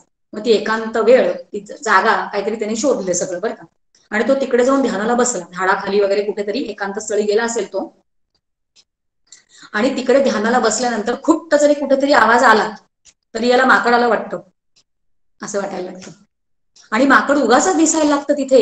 मग ते उड्या कसं मारतं, ते नासधूस कसं करतं, त्याचं शेपूट कसं हलवतं, इकडून तिकडे उड्या कसं मारतं, हे कधीही एरवी आठवत नसताना ते त्याला ध्यानाला बसल्यानंतर आठवायला लागतं. होतं की नाही आपल्या सगळ्यांचं असं, नको नको ते विचार बरोबर एका जागी शांतपणे बसल्यानंतर ते मनात येतात, आणि नको नको ते हे सगळे विचार बुडवता येणं, याचा अभ्यासच आपल्याला करावा लागतो. आणि अभ्यास केल्याशिवाय ते होत नाही, कारण या ध्यानाला, आपल्या ध्यानासंदर्भांचा विचार चालू आहे, या ध्यानाला प्रतिबंध आहेत, आणि ते प्रतिबंध वाचले तरी पोटात गोळा येतो की या सगळ्यामधनं निघणार कधी आपण बाहेर. तर आता आपण दुसऱ्या याच्यामध्ये आलोय बरं का, हे पहिलं झालं आपलं ध्यानाचे प्रतिबंध, असा आपला विचार चालू आहे. तर ध्यानाचे प्रतिबंध कुठले, तर ध्यानाला प्रतिबंध 4 या दुसऱ्याबद्दल चालू आहे. पहिल्या याच्यामध्ये मलविक्षेप आवरण आपण पाहिलं आणि त्याला झोपवून टाकलेलं आहे. आता दुसरं ध्यानाचे प्रतिबंध, ध्यान सिद्ध होण्यासाठी प्रतिबंध, असा विचार चालू आहे. आणि त्याचे प्रतिबंध शास्त्र असं म्हणतात 4 प्रतिबंध आहेत. त्याच्यामधला पहिला प्रतिबंध आहे लय, दुसरा प्रतिबंध आहे विक्षेप, तिसरा प्रतिबंध आहे कषाय आणि चौथा प्रतिबंध आहे रसास्वाद. हे सगळं आहे परमार्थ विज्ञानामध्ये. मग काय आहे हे सगळं? हे ध्यान करूच देत नाहीत आपल्याला हे प्रतिबंध. लय म्हणजे काय? खरं म्हणजे लय म्हणजे वृत्तीचा अभाव. आता आपण एक एक करून बघणार आहोत बरं का, एक एक करून. हे 4 आपण उल्लेख केला की नाही याच्यामध्ये प्रतिबंध, ते एक एक करून ते म्हणजे काय. आणि मगाशी जसं आपण आधी घाबरलो होतो आणि मग नंतर आपल्याला उपाय पण मिळाले, तसे आपल्याला हे सगळे घालवण्यासाठी हे 4 गोष्टी लय, विक्षेप, कषाय आणि रसास्वाद हे घालवण्याचे उपाय पण शास्त्र देणार आहे. म्हणून घाबरून काहीच जायचं नाही आपल्याला. तर आधी एक एक ते म्हणजे काय ते विचार करूया आणि ते घालवण्याचे उपाय काय आहेत ते पण आपल्याला मिळणार आहेत आज. आणि या ग्रंथांमधून येतात ते सगळे ते. तर लय म्हणजे काय याचा विचार चालू आहे. लय म्हणजे वृत्तींचा अभाव. बघा, अंतःकरणामध्ये प्रवाही रूपाने सारख्या वृत्त्या उठत असतात. मनामधनं वृत्ती उठते आणि मग नंतर चित्तात वृत्ती उठते, बुद्धीमधनं वृत्ती उठते, या सारख्या वृत्ती उठत राहतात. आता या वृत्तींचा अभाव म्हणजे लय, बर का. पण बघा, मग आपण म्हणू की हेच तर आपल्याला मिळवायचंय, म्हणजे परमार्थ साधन हे आपण सगळं का करतो. मगाशी उल्लेख केला होता गणेश दादाने की मागच्याला वृत्तींचा आपण अभ्यास केला होता. 2 वृत्तींमधलं अंतर म्हणजे आपलं स्वस्वरूप असतं. जर ही वृत्तीच उठली नाही तर जणू आपण स्वस्वरूपच झालो आहोत. मग ही अवस्था चांगली आहे की लय असं. मग लयाला आपण प्रतिबंध का म्हणतो आहोत? बघा, लय म्हणजे झोप. झोपेत वृत्ती उठतात का? उठत नाहीत. मग झोपेची अवस्था म्हणजेच ज्ञानाची अवस्था आहे का? गाढ अज्ञान तिथे असतं. कारण लय म्हणजे वृत्तींचा अभाव जरी असला तरी तो वृत्तींचा अभाव जो आहे तो अज्ञानामुळे आहे, तो मूढपणामुळे आहे. आपल्याला न कळता आपण त्या अशा स्थितीमध्ये एंटर करतो तिथे. आता बेशुद्धी, अंतःकरणाच्या अवस्थांचा उल्लेख आलाय तिकडे. बेशुद्धी आहे, गाढ झोप आहे. गाढ झोप लागणं हे आपल्या हातात नाहीये. ईश्वर जोपर्यंत झोपी घालत नाही आपल्याला, मी किती लाख प्रयत्न करू की मला झोपायचंय, जोपर्यंत तो झोप देत नाही, कारण माझी ती क्षमता नाही. म्हणून शहाणपणाने जेव्हा वृत्तींचा अभाव असतो तेव्हा त्याला समाधी म्हणतात. आणि मूर्खपणामुळे जेव्हा तो अभाव असतो, म्हणजे प्रवचनात गेलो आणि झोपच लागली आपल्याला, त्याला लय असं म्हणतात. तर लय म्हणजे काय ते आपल्याला कळलं. लयाचे प्रकार, लय म्हणजे नक्की काय कसं समजून घ्यायचं, तर झोप, आळस, कंटाळा, कारण तेव्हा वृत्ती जास्ती उठतच नसतात. एक छोटी, आपण परमार्थ विज्ञानामध्ये हा उल्लेख आलाय बरं का, झोप आणि समाधी याच्यामधला फरक काय. कारण झोपेमध्ये गाढ अज्ञान असतं आणि समाधीमध्ये ज्ञान असतं, परिपूर्ण अवस्था, एकरूपच आपण झालेलो समाधीमध्ये. आणि झोपेमध्ये जेव्हा आपण असतो तेव्हा आपला चेहरा निस्तेज झालेला असतो. बघा, झोपून उठल्यानंतर फ्रेश वाटतं नंतर आपल्याला, पण जेव्हा आपण झोपेतून उठतो तेव्हा चेहरा कसा असतो आपला, निस्तेज, किंवा झोपलेला असताना. पण त्याच्या बरोबर विरुद्ध जेव्हा आपण समाधीमध्ये असतो तेव्हा चेहरा प्रसन्न असतो आणि तो सतेज असतो. असे बरेच फरक तिकडे परमार्थ विज्ञान या ग्रंथामध्ये दिलेले ते आपण वाचून घ्यावे. आधी प्रत्येक गोष्ट आपण इथे घेऊ शकत नाही, पण अर्थ कळण्यासाठी आपल्याला आता कळतंय लय म्हणजे काय. आळस, निद्रा, कारण हा प्रतिबंध आहे. आयत्या वेळेला झोपच लागते, बसा ध्यानाला, लागते की नाही झोप, होते की नाही आपलं, नको जाऊ देत असं वाटतं. तो प्रतिबंध आहे. त्याची लक्षणं काय, तसं का होतं, त्याची लक्षणे काय आहे. लक्षण म्हणजे कसं होतं ते, तर वृत्तीला स्थिर करण्याच्या प्रयत्नात ती अधिकाधिक त्याचा अभाव व्हायला लागतो. म्हणजे आपण आता आपल्याला करायचंच आहे असं जेव्हा करतो आपण, म्हणजे आपल्याला स्थिर करायचंय खरं म्हणजे, पण तेवढं अभाव व्हायला लागतो, म्हणजे तेवढी झोप आपल्याला यायला लागते. आणि त्याचं कारण सांगितलंय की जाड्य निर्माण करणाऱ्या पदार्थांचं सेवन. बघा, परत आहाराचा विषय घ्या. जर नको नको त्या गोष्टी खाल्ल्या तर ती झोप लागणारच आहे. एखादं खूप पोटभर खा आणि ध्यानाला बसा, लागणार काय हो ध्यान. म्हणून आहार नियम कमी असावा, वेळेत खावं, हे केवढं सांगितलंय शास्त्राने आहाराबद्दल. जाड्य निर्माण करणाऱ्या पदार्थाचं सेवन असेल तर ते कारण आहे लयासाठी. अतिश्रम, अतिश्रम खूप काम केलं तरी ध्यान लागत नाही, पण शरीर दमलेलं असतं तेव्हा. त्याच्या पुढे अनारोग्य, आरोग्यच नसेल, सर्दी खोकला ताप, लागणार काय? ध्यान, लय, मग जातो तिकडे लयाला. त्याच्या पुढे चित्त मालिन्य, या सगळ्या गोष्टी कारण आहेत लयाला. आणि आपण जो विचार केला होता की घाबरून जायचं नाहीये, कारण आपल्याला उपाय पण मिळणार आहेत. तर उपाय आहेत युक्त आहार. किती छान उपाय आहेत बघा. युक्त आहार, युक्त विहार, योग्य त्या लोकांमध्ये मिसळणं. योग्य विहार कोणामध्ये जातोय हे फार महत्वाचं आहे, कारण तेच विचार मग आपल्यामध्ये आतमध्ये राहतात. युक्त विहार, चित्ताचे शुद्धीकरण हा उपाय आहे. करावा आपण शुद्ध, त्याच्यासाठी प्रयास करावा आपण. आरोग्य सांभाळणं, ध्यानापूर्वी काही काळ श्रम न करणं. कारण फक्त श्रमच करत बसलो, शारीरिक श्रमच फक्त करत बसलो, तर डॉक्टर काका आणि मंदाताई दोघही जण त्यांच्या प्रवचनांमधनं हा एकच विचार देतात की जिकडे कृतिशीलता असते तिकडे चिंतनशीलता कमी होते. फक्तच कृती करत बसलो तर चिंतन कधी करणार? म्हणून थांबवायचा. थोडक्यात काम मंदाताई प्रवचनामध्ये सांगतात, सगळं सागर संगीत जेवण उजवी बाजू डावी बाजू हवी कशाला? एक भाजी आणि एक पोळीने पोट भरलं पुरे झालं. म्हणजे कृतिशीलता जिकडे जिकडे कमी करू शकतो, ज्याची गरज नाही त्याच्यावर नियंत्रण घालावं आपण. आणि हे सगळे लयासाठी. आता आपण लयाचा विचार केला.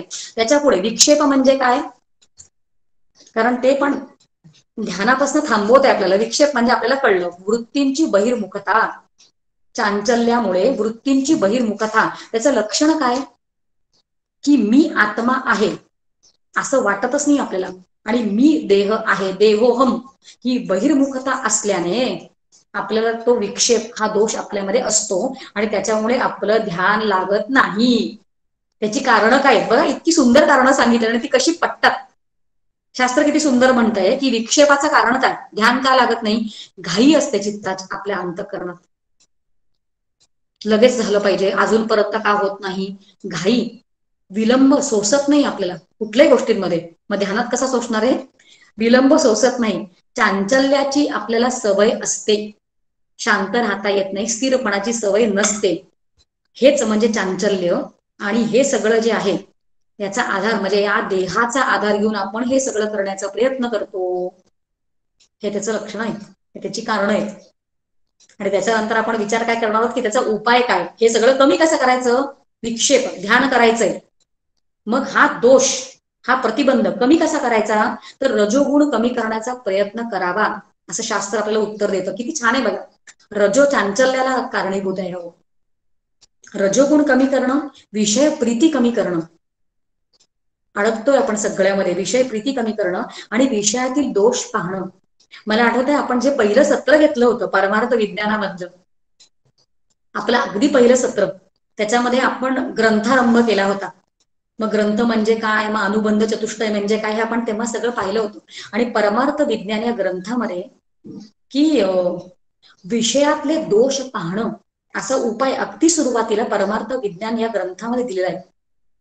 इतका आवडतो मला तो विषय. खरं म्हणजे की हे सगळं जे खरं वाटतंय, हे सगळं जे आवडतंय, ते कमी कसं करायचं? हे चांचल्य कमी कसं करायचं? तर 3 टप्प्यांमध्ये आपल्याला एक पर्याय दिलेला आहे परमार्थ विज्ञान या ग्रंथाने किंवा शास्त्राने. ते म्हणतात पहिलं म्हणजे दोष बघायला शिका. ज्याच्यामध्ये आपण अडकतोय त्याच्यामधला दोष शोधा. आपली मुलं असतील, शोधा दोष त्यांच्यामध्ये, नका अडकू. आपल्या प्रत्येकाला माहितीये की आपण कुठे अडकतोय, त्यांच्यामधला दोष शोधा. दुसऱ्या पातळीवर की मिथ्यात्व बुद्धी डेव्हलप करा. हे मिथ्या आहे, हे खोट आहे असा विचार करायचा. किती छान. असा विचार केला की सरळ अनासक्त झालो की आपण, आसक्ती कमी झाली की आपली. त्याच्या पुढचं भक्ती म्हणजे शरणागती ठेवा. बघा हे वाढत्या क्रमांकावर आहे. कारण या आधीचे 2 जे आहेत ना, त्याच्यामध्ये काहीतरी त्रुटी असतील. कारण दोष बुद्धी बघितले तर मी हुशार आहे आणि मी दोष पाहायला शिकले, किंवा दुसरं मिथ्यात्व असा जर सारखा मी विचार करायला लागले तर मी वृक्ष होऊन जाईन आतमधनं. पण भक्ती जी आहे ती विन विन सिच्युएशनची आहे, की भक्ती मला अनासक्त करायला पण शिकवते आणि सगळ्यांमध्ये प्रेमाने राहायला पण शिकवते आहे. आणि विक्षेप कमी करण्यासाठी हा एक उपाय आहे असं शास्त्र आपल्याला सांगते. त्याच्या पुढचं कषाय. कषाय असा शब्द ऐकला, जे लोक अभ्यास करतात त्यांना माहिती असेल, पण कषायाबद्दल जेव्हा माहिती करून घेऊ, ज्यांना माहिती नाहीये त्याच्याबद्दल सगळं हे चाललंय. त्यांच्यासाठी हे सगळं चाललेलं आहे. ज्यांना माहिती आहे त्यांना हे सगळं माहितीच आहे. कषाय हा एक दोष सांगितलेला आहे, कारण तो प्रतिबंध होतो एकरूप होण्यासाठी. आणि कषायाबद्दल जेव्हा आपण वाचू की नाही तेव्हा आपल्याला कळतं की हा दोष आपल्यामध्ये कधी कधी ऍक्टिव्हेटेड असतो. नक्की आपल्या आतमध्ये आत्ता काय आहे, आपण जेव्हा याचा अभ्यास केला होता सगळ्या कोशांचा, तेव्हा पण आपण कुठल्या कोशात आहोत ते आपल्याला शिकायला मदत करतं बघा. तसं कषाय म्हणजे काय असा जेव्हा आपण विचार करतो तेव्हा आत्ता माझ्या आतमध्ये हा दोष ऍक्टिव्ह आहे का हा आपल्याला कळायला लागतं. कषाय म्हणजे काय तर रागद्वेषादी दोषांना कषाय असं म्हणतात. रागद्वेष म्हणजे काय तर बघा, कुठल्या तरी एखाद्या गोष्टीसाठी, एखाद्या व्यक्तीसाठी, एखाद्या घटनेबद्दल मला राग म्हणजे कधी प्रेम असतं, कधी द्वेष असतो, कधी मला ते जवळ वाटतं प्रिय असतं, कधी मला ते अप्रिय असतं. म्हणजे जेव्हा माझ्या चित्तामध्ये आतमध्ये प्रिय अप्रिय राग द्वेष हे सगळं असतं तेव्हा कषाय हा दोष असतो आणि तो आपलं ध्यान लागू देत नाही. किती महत्वाचं आहे बघा हे सगळं कळणं. माझ्या आतमध्ये आत्ता काय चालू आहे, हा मी कषाय हा दोष ऍक्टिव्ह आहे का आत्ता असा विचार करायचा, कारण ते आपल्याला हिंड्रन्स आहे, थांबवत आहे एकरूप होण्यापासून. आणि कषायाबद्दल एक बाह्य कषाय आहे, एक अंतर कषाय आहे. किती अवघड होत जातं बघा शास्त्राचा सगळा विचार केला की. तर बाह्य कषाय म्हणजे काय की सध्या प्राप्त स्त्री पुरुषांबद्दलची प्रीती. काय सुंदर उत्तर देतं बघा शास्त्र. सध्या प्राप्त म्हणजे अनेक जन्म आपण घेतले असतील आणि अनेक जन्मांमध्ये आपल्याला जे काही अवेलेबल आजूबाजूचं सगळं असेल ते सगळं आपल्याला आपलं वाटतंय. आणि कषाय म्हणजे काय की आत्ता सध्या परिस्थितीमध्ये माझ्या जे आजूबाजूचे माझे आपतेष्ट आहेत त्यांच्याबद्दल प्रीती वाटते. माझी मुलगी, माझा नवरा, माझं घर, जे काय मला, कारण ते सारखं प्रत्येक जन्मात बदलतच जातं. या जन्मात त्यांच्याबद्दल प्रियत्व वाटणं याला कषाय असं म्हणतात, त्याचं शास्त्र म्हणतात. त्याला बाह्य कषाय म्हणतात. आणि अंतर कषाय म्हणजे मनोराज्य. मनात जे काही चालू असतं या सगळ्यांबद्दल थैमान, त्याला अंतर कषाय असं म्हटलेलं आहे. बघा या सगळ्या चित्ताच्या वृत्ती येतो, चित्ताच्या वृत्ती काय लय काय म्हणा, लय म्हणजे किंवा विक्षेप या चित्ताच्या वृत्ती आहेत. बघा एक विचार करा की मी एक साधक आहे आणि मला या सगळ्यांवर नियंत्रण जर करायचं आहे तर एक तर लय येतो, म्हणजे मी कीर्तनात जाते, कीर्तन ऐकायला जाते, प्रवचन ऐकायला बसते आणि लय प्रतिबंध येतो, म्हणजे मला झोपच लागते, मला डुलकीच लागते. पण नाही, मी चित्त धरून ठेवलं, नाही नाही मला झोप नाही लागली पाहिजे. मग काय होतं त्याच्या पुढचं प्रतिबंध काय होतं, विक्षेप. मग मन म्हणजे ते आतमधलं झोपलेलं तर नाही, लयाला नाही गेलंय, पण इकडून तिकडे फिरत राहतं विक्षेप. आणि त्याच्यावर पण मी नियंत्रण ठेवायचा प्रयत्न केला तर हे कषाय, हे रागद्वेषादी भाव जे असतात ते मला जखडून ठेवतात. आणि त्याच्या पुढचं रसास्वाद म्हणजे काय ते आपण ऐकणार आहोत पुढे. पण हे कसं प्रतिबंध करतं याचा आपला विचार चालू आहे. या चित्ताच्या वृत्ती आहेत बघा, चित्ताची एक वृत्ती आहे, 5 मुख्य चित्ताच्या वृत्ती आहेत. त्याच्यामध्ये एक आहे क्षिप्त, एकात एक जातोय. कधीतरी ऐकूया. आणि आता हल्लीच्या सोयीमुळे आपण पुन्हा पुन्हा प्रवचन ऐकूच शकतो की रेकॉर्ड होत आहेत म्हणून. एकच विषय खूप वेळ घेतला म्हणजे खूप छान कळला असं नसतं. इन्फॉर्मेशन मिळाली आणि शेवटी ते प्रत्येकावर स्वतःवर असतं. आपण थोडा बुद्धी बद्दल विचार करणार आहोत पुढे मुद्दामून बरं का. खूप हळू गेलं म्हणजे खूप छान कळलं असं नसतं. शेवटी प्रत्येकाला स्वतः प्रत्येकाचा अभ्यास करायचा असतो. आणि हे सगळं शास्त्र ग्रंथामधनच आहे.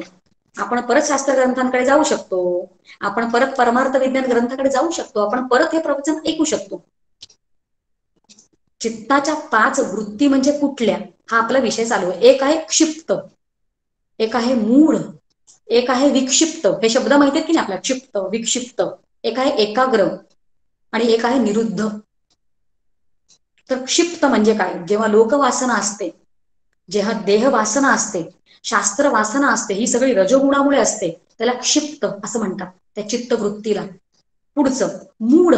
मूढ म्हणजे काय तर निद्रा, आळस, प्रमाद, हे त्या ही चित्तवृत्ती असते तेव्हा त्याला मूढ असं म्हणतात. त्याच्या पुढे विक्षिप्त म्हणजे ध्यान प्रसंगी वृत्ती बहिर्मुख सारखी जाते तेव्हा त्याला विक्षिप्त असं म्हणतात. त्याच्या पुढे चित्तवृत्ती एकाग्र पण होते, मग त्या म्हणजे सर्व वृत्ती ब्रह्माकार होणे त्याला एकाग्र चित्तवृत्ती असं म्हणतात. आणि त्याच्या पुढे निरुद्ध म्हणजे एकाग्रतेची जेव्हा वृद्धी होते, वृद्धी, तेव्हा त्याला निरुद्ध असं म्हणतात. पण कषाय हा जो एक दोष आहे किंवा प्रतिबंध आहे, तेव्हा तो आपल्याला एकाग्र किंवा निरुद्ध पर्यंत जाण्यासाठी प्रतिबंध अडथळे निर्माण करतो. आणि आपण हे सगळे विषय काय ऐकतो याच्यामधनं वाचण्यासाठी, आणि एकदा ती कळलं की मग आपल्याला कळायला लागतं. बघा आतापर्यंत आपण विचार केला, तो एकाला झोपवलं इकडे, ध्यानाबद्दल विचार चालू आहे. ध्यानाचे प्रतिबंध काय आहेत तर लय, विक्षेप, कषाय आणि शेवटचे एक राहिले ते म्हणजे रसास्वाद. मग रसास्वाद म्हणजे काय तर रसास्वाद म्हणजे समाधी काळी जेव्हा विक्षिप्तादी आदी सगळे ती आपली जी विघ्न असतात ती सगळी निघून गेलेली असतात. जेव्हा समाधीकडे आपण जाणार असतो जवळ, बरं का, त्याच्या आधीची अवस्था आहे बरं काही. म्हणजे समाधी काळी विक्षिप्तादी विघ्ने गेल्यास योग्याला विघ्न निवृत्तीचा आनंद होतो. परत बरं का, परत वाचून दाखवते. हे सगळं मी परमार्थ विज्ञान मला वाचून दाखवते आहे आणि आपण ते समजून घ्यायचा प्रयत्न करतो आहोत. म्हणजे एखादा योगी आहे किंवा एखादा साधक आहे, तो बैठकीचं साधन करतो आहे, तो ध्यानामधनं समाधीपर्यंत त्याचं वाटचाल चालू आहे.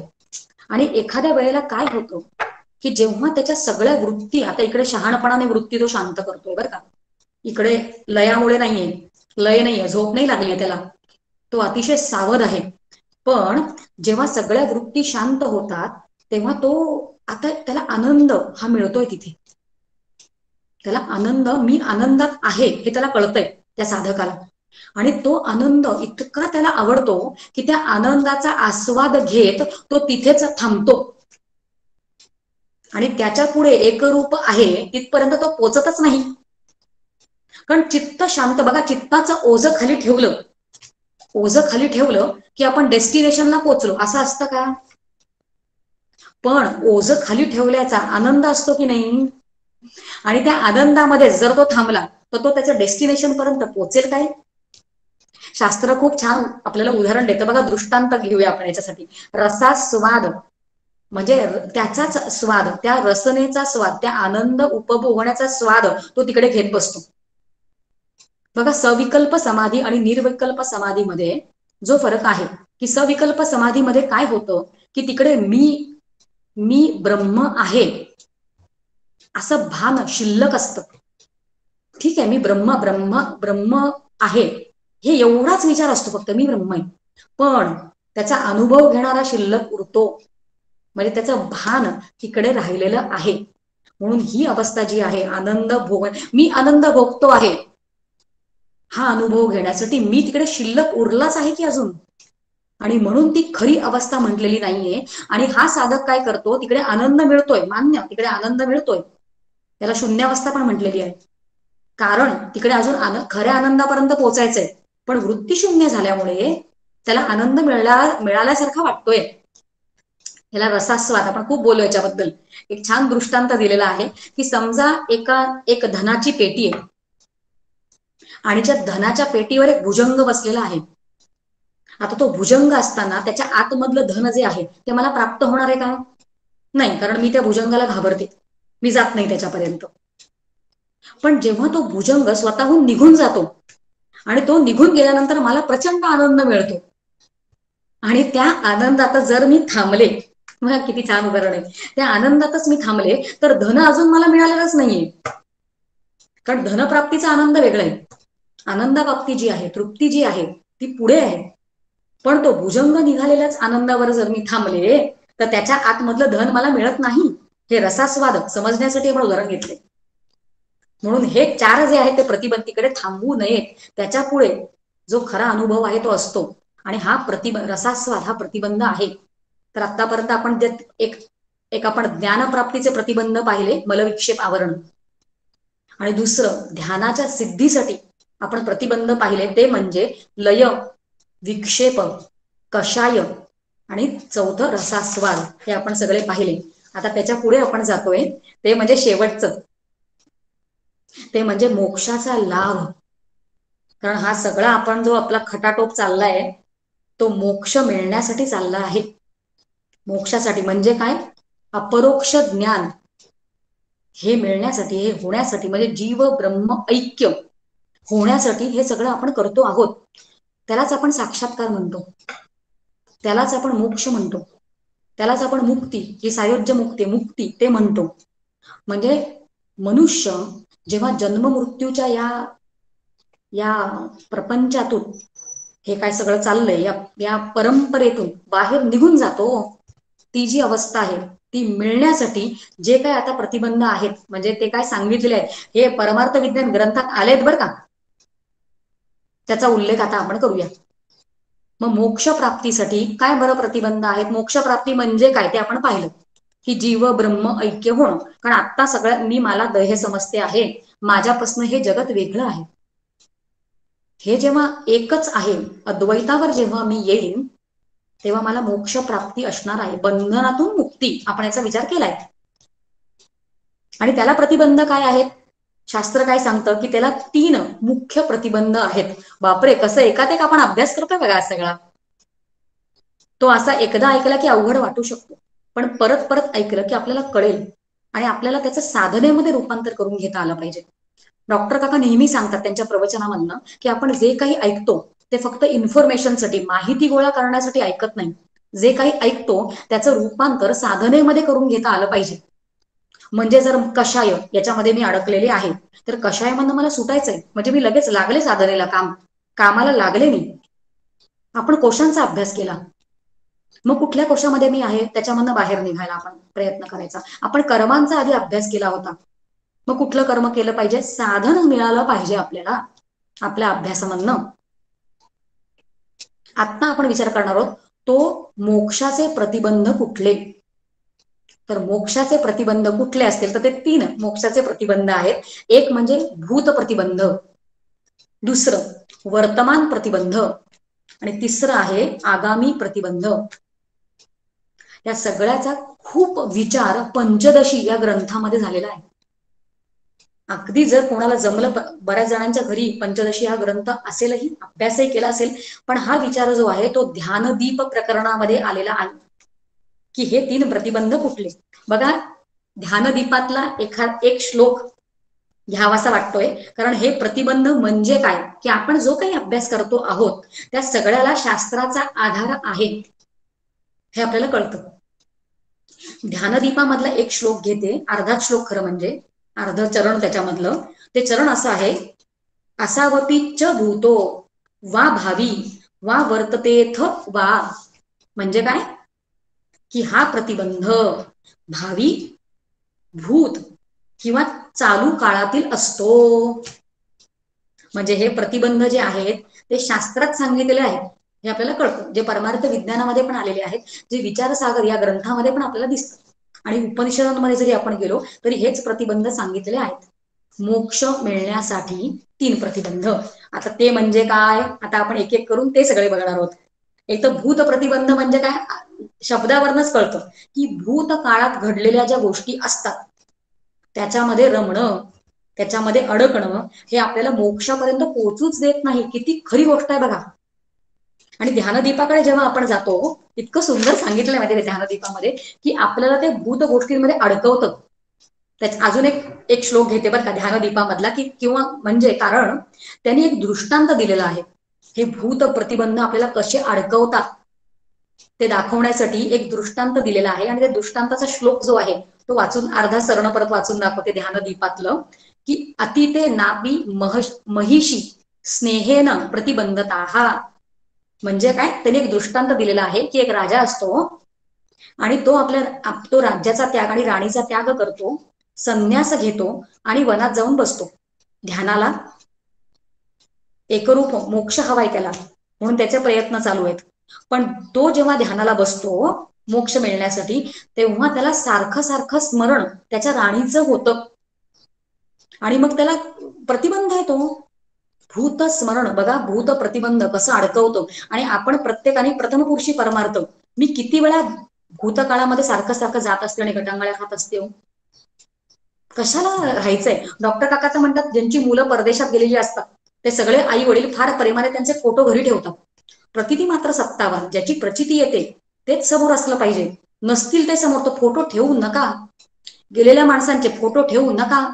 एखादी गोष्ट आपण फार आवडीने, कोणीतरी गेलेलं आहे आपल्या घरचं, मग आपण एखादी गोष्ट खायची सोडतो, म्हणजे काय, त्यांचं स्मरण नका अडकू त्याच्यात. कारण हे सगळं प्रतिबंध आहेत. जर खरं मोक्षापर्यंत जायचं असेल तर ज्या ज्या गोष्टी आपल्याला अडकवत आहेत त्या सोडा. जोपर्यंत अनासक्ती होत नाही तोपर्यंत तिथपर्यंत जाताच येणार नाहीये. जोपर्यंत कर्माचा फक्त विचार करतोय, हा मग हे असं केलं पाहिजे ते असं केलं पाहिजे, ठीक आहे, मान्य. पण जर मोक्षाचा विचार करत असाल तर हे सगळं सुटलं पाहिजे हळूहळू. मग त्या राजाचं काय होतं की त्या राजाला एक साधू भेटतात आणि मग ते साधू मगाशी आपण जो विचार केला तसं त्या राणीमधले दोष पाहायला शिकवतात. दोष म्हणजे काय की ती नेहमी असणार आहे का, तिला उत्पत्ती स्थिती लय आहे हा तिचा दोष आहे की कायमस्वरूपी नसणार आहे. त्या राणीमधला दोष पाहायला शिकवतात. आणि दुसरं म्हणजे तुमच्या दोघांमध्ये स्वरूपाने काय साम्य आहे. पंचतत्व साम्य आहे, आत्मतत्व साम्य आहे, साम्य पाहायला शिकवतात. आणि त्याच्यामुळे त्या राजाला मोक्ष मिळतो. किती सुंदर उदाहरण आपल्या समोर ठेवलंय. भूत प्रतिबंधामधनं बाहेर पडण्यासाठी शास्त्र शिकवतं बघा कशी. म्हणजे एक आहे भूत प्रतिबंध, दुसरं आहे वर्तमान प्रतिबंध. वर्तमान म्हणजे आत्ता. आत्ता मला काय थांबवतंय हो, आत्ता मला मोक्षापर्यंत जाऊ देत नाही. बघा त्याच्यामध्ये 4 सांगितले. किती एकात एक अभ्यास करतोय बघितलं का आपण. त्या वर्तमान प्रतिबंधामध्ये एक आहे विषयासक्ती. पण विषय मला अडकवतात. आत्ता या क्षणाला माझं चित्त त्या सगळ्या विषयांमध्ये अडकलेलं आहे आणि ते मोठा प्रतिबंध आहे बरं. दुसरं बुद्धिमांद्य. बुद्धीची क्षमताच नाही ते कळलं पाहिजे. एखादी गोष्ट आपल्या समोर शास्त्राने ठेवलेली आहे, बुद्धी ग्रहणच करू शकत नाही. बुद्धीचे प्रकार पुढे सांगितले. गंमत म्हणून त्याचा उल्लेख करते आहे. एक पाषाण बुद्धी असते बरं का. पाषाण बुद्धी म्हणजे दगड आहे, फरशी. डॉक्टर काका नेहमी प्रवचनामध्ये सांगतात की हल्ली हे टाईल्स असतात आपल्या इथे, त्याच्यावर जर पाणी घातलं तर ते पाणी आतमध्ये जिरतं का हो, आतमध्ये मुडतं का, ते पाणी निसटून जातं पुढे असं. तशी आपली पाषाण बुद्धी असते. बुद्धिमांद्य बघा कुठल्या प्रकारांचं असतं. एखादी गोष्ट सांगितली तर ती आतमध्ये जातच नाही. केवढं मोठं बुद्धिमांद्य, पाषाण बुद्धी. दुसरं आहे मृण्मज बुद्धी, म्हणजे माती आहे, माती. जर आपण पाणी त्या मातीवर घातलं तर काय होतं, ती माती ओढून घेते, शोषून घेते ते पाणी. पण ते तिथे टिकतं का, ते अजून आतमध्ये निघून जातं. म्हणजे कानावर काहीतरी पडलं बरं, त्या बुद्धीवर काहीतरी पडलं पण ते निसटून गेलं, या कानामधनं त्या कानामधनं बाहेर. काहीतरी तर कानात पण जात नाही, म्हणजे बुद्धी ग्रहणच करत नाही. दुसरं कानात थोडंसं जातं आणि परत ते बाहेर निघून जातं. त्याच्या पुढची बुद्धी कुठली, काष्ट बुद्धी. काष्ट म्हणजे लाकूड.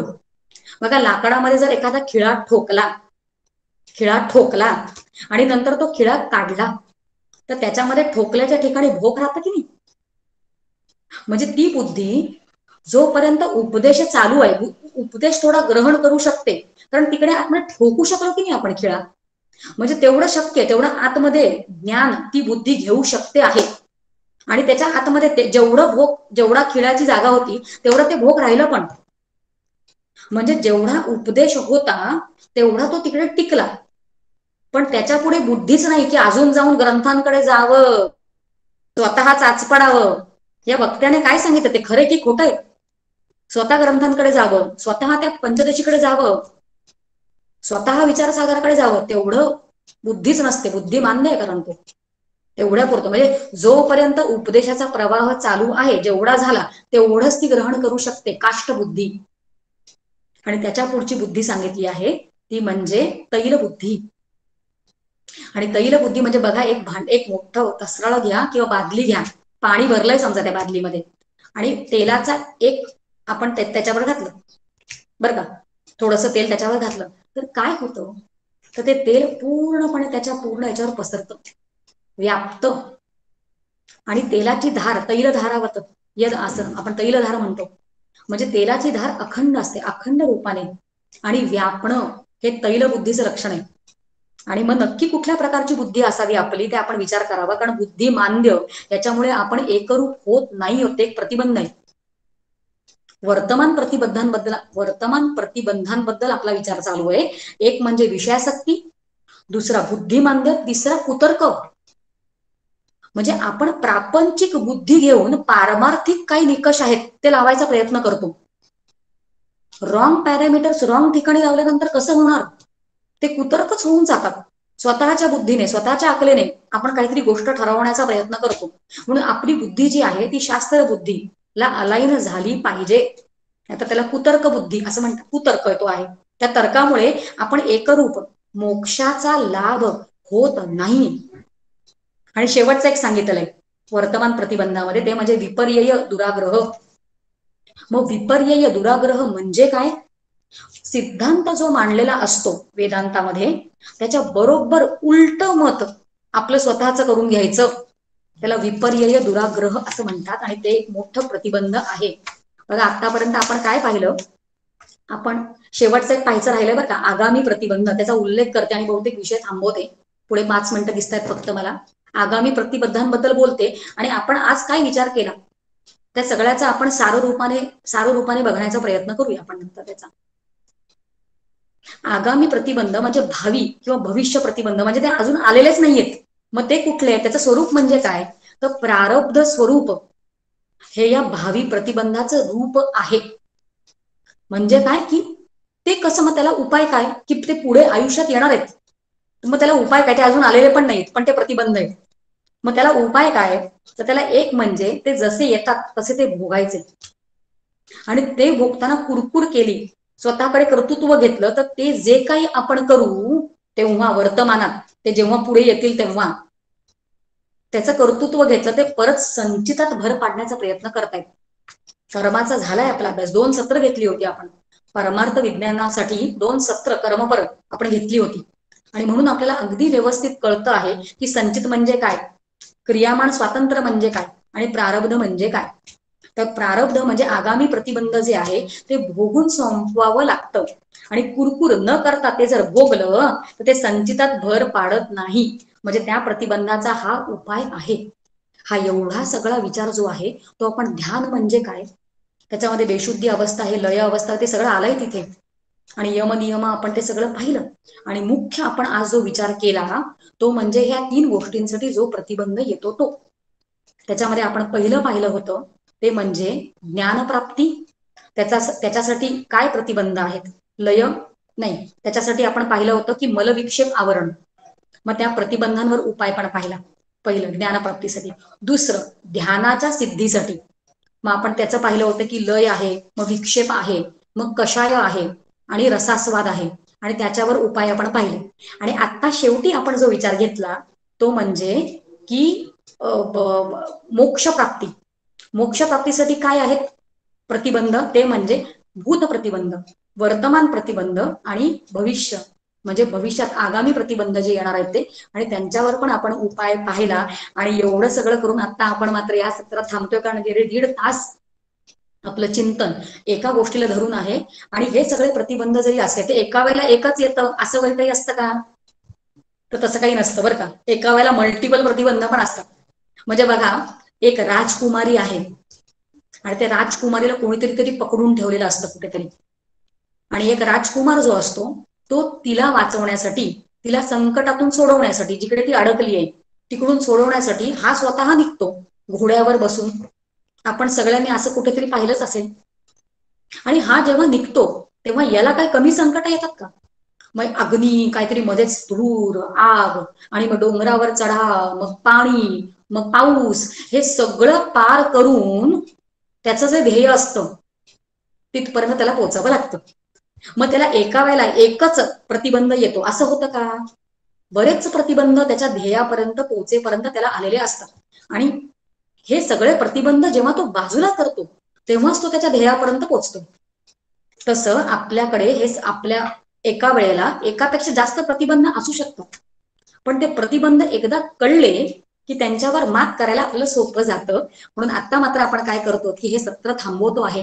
आणि या सत्रामुळे आपलं काय झालेलं आहे की पंचकोश हा पूर्ण हे जे प्रकरण होतं परमार्थ विज्ञान या ग्रंथामधलं ते मात्र आता पूर्ण होते. आणि एवढं सगळं चिंतन करून आता मात्र आपण इकडेच थांबूया.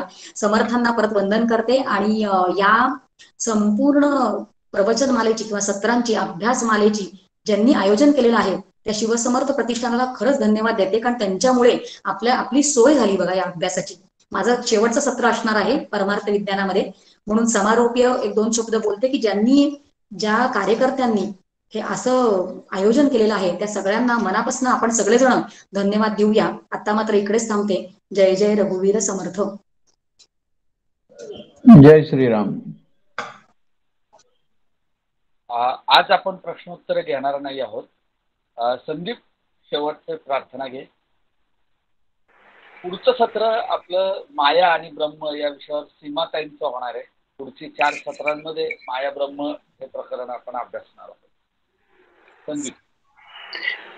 भावी पूर्ण कृपा गुरु मजवरी, प्रार्थित भावे तुला, वारी सर्व अरिष्टने उनलया, संमोह जो वाढला, अज्ञानांध जनासी मुक्त करुनी, शांती पदी बैसवी, विनती हीच असे न मागत तुझे, भक्ती तुझी ही हवी. सद्गुरुनाथ महाराज की जय. जय जय रघुवीर समर्थ. जय श्रीराम. जय जय रघुवीर समर्थ. जय श्रीराम. जय जय रघु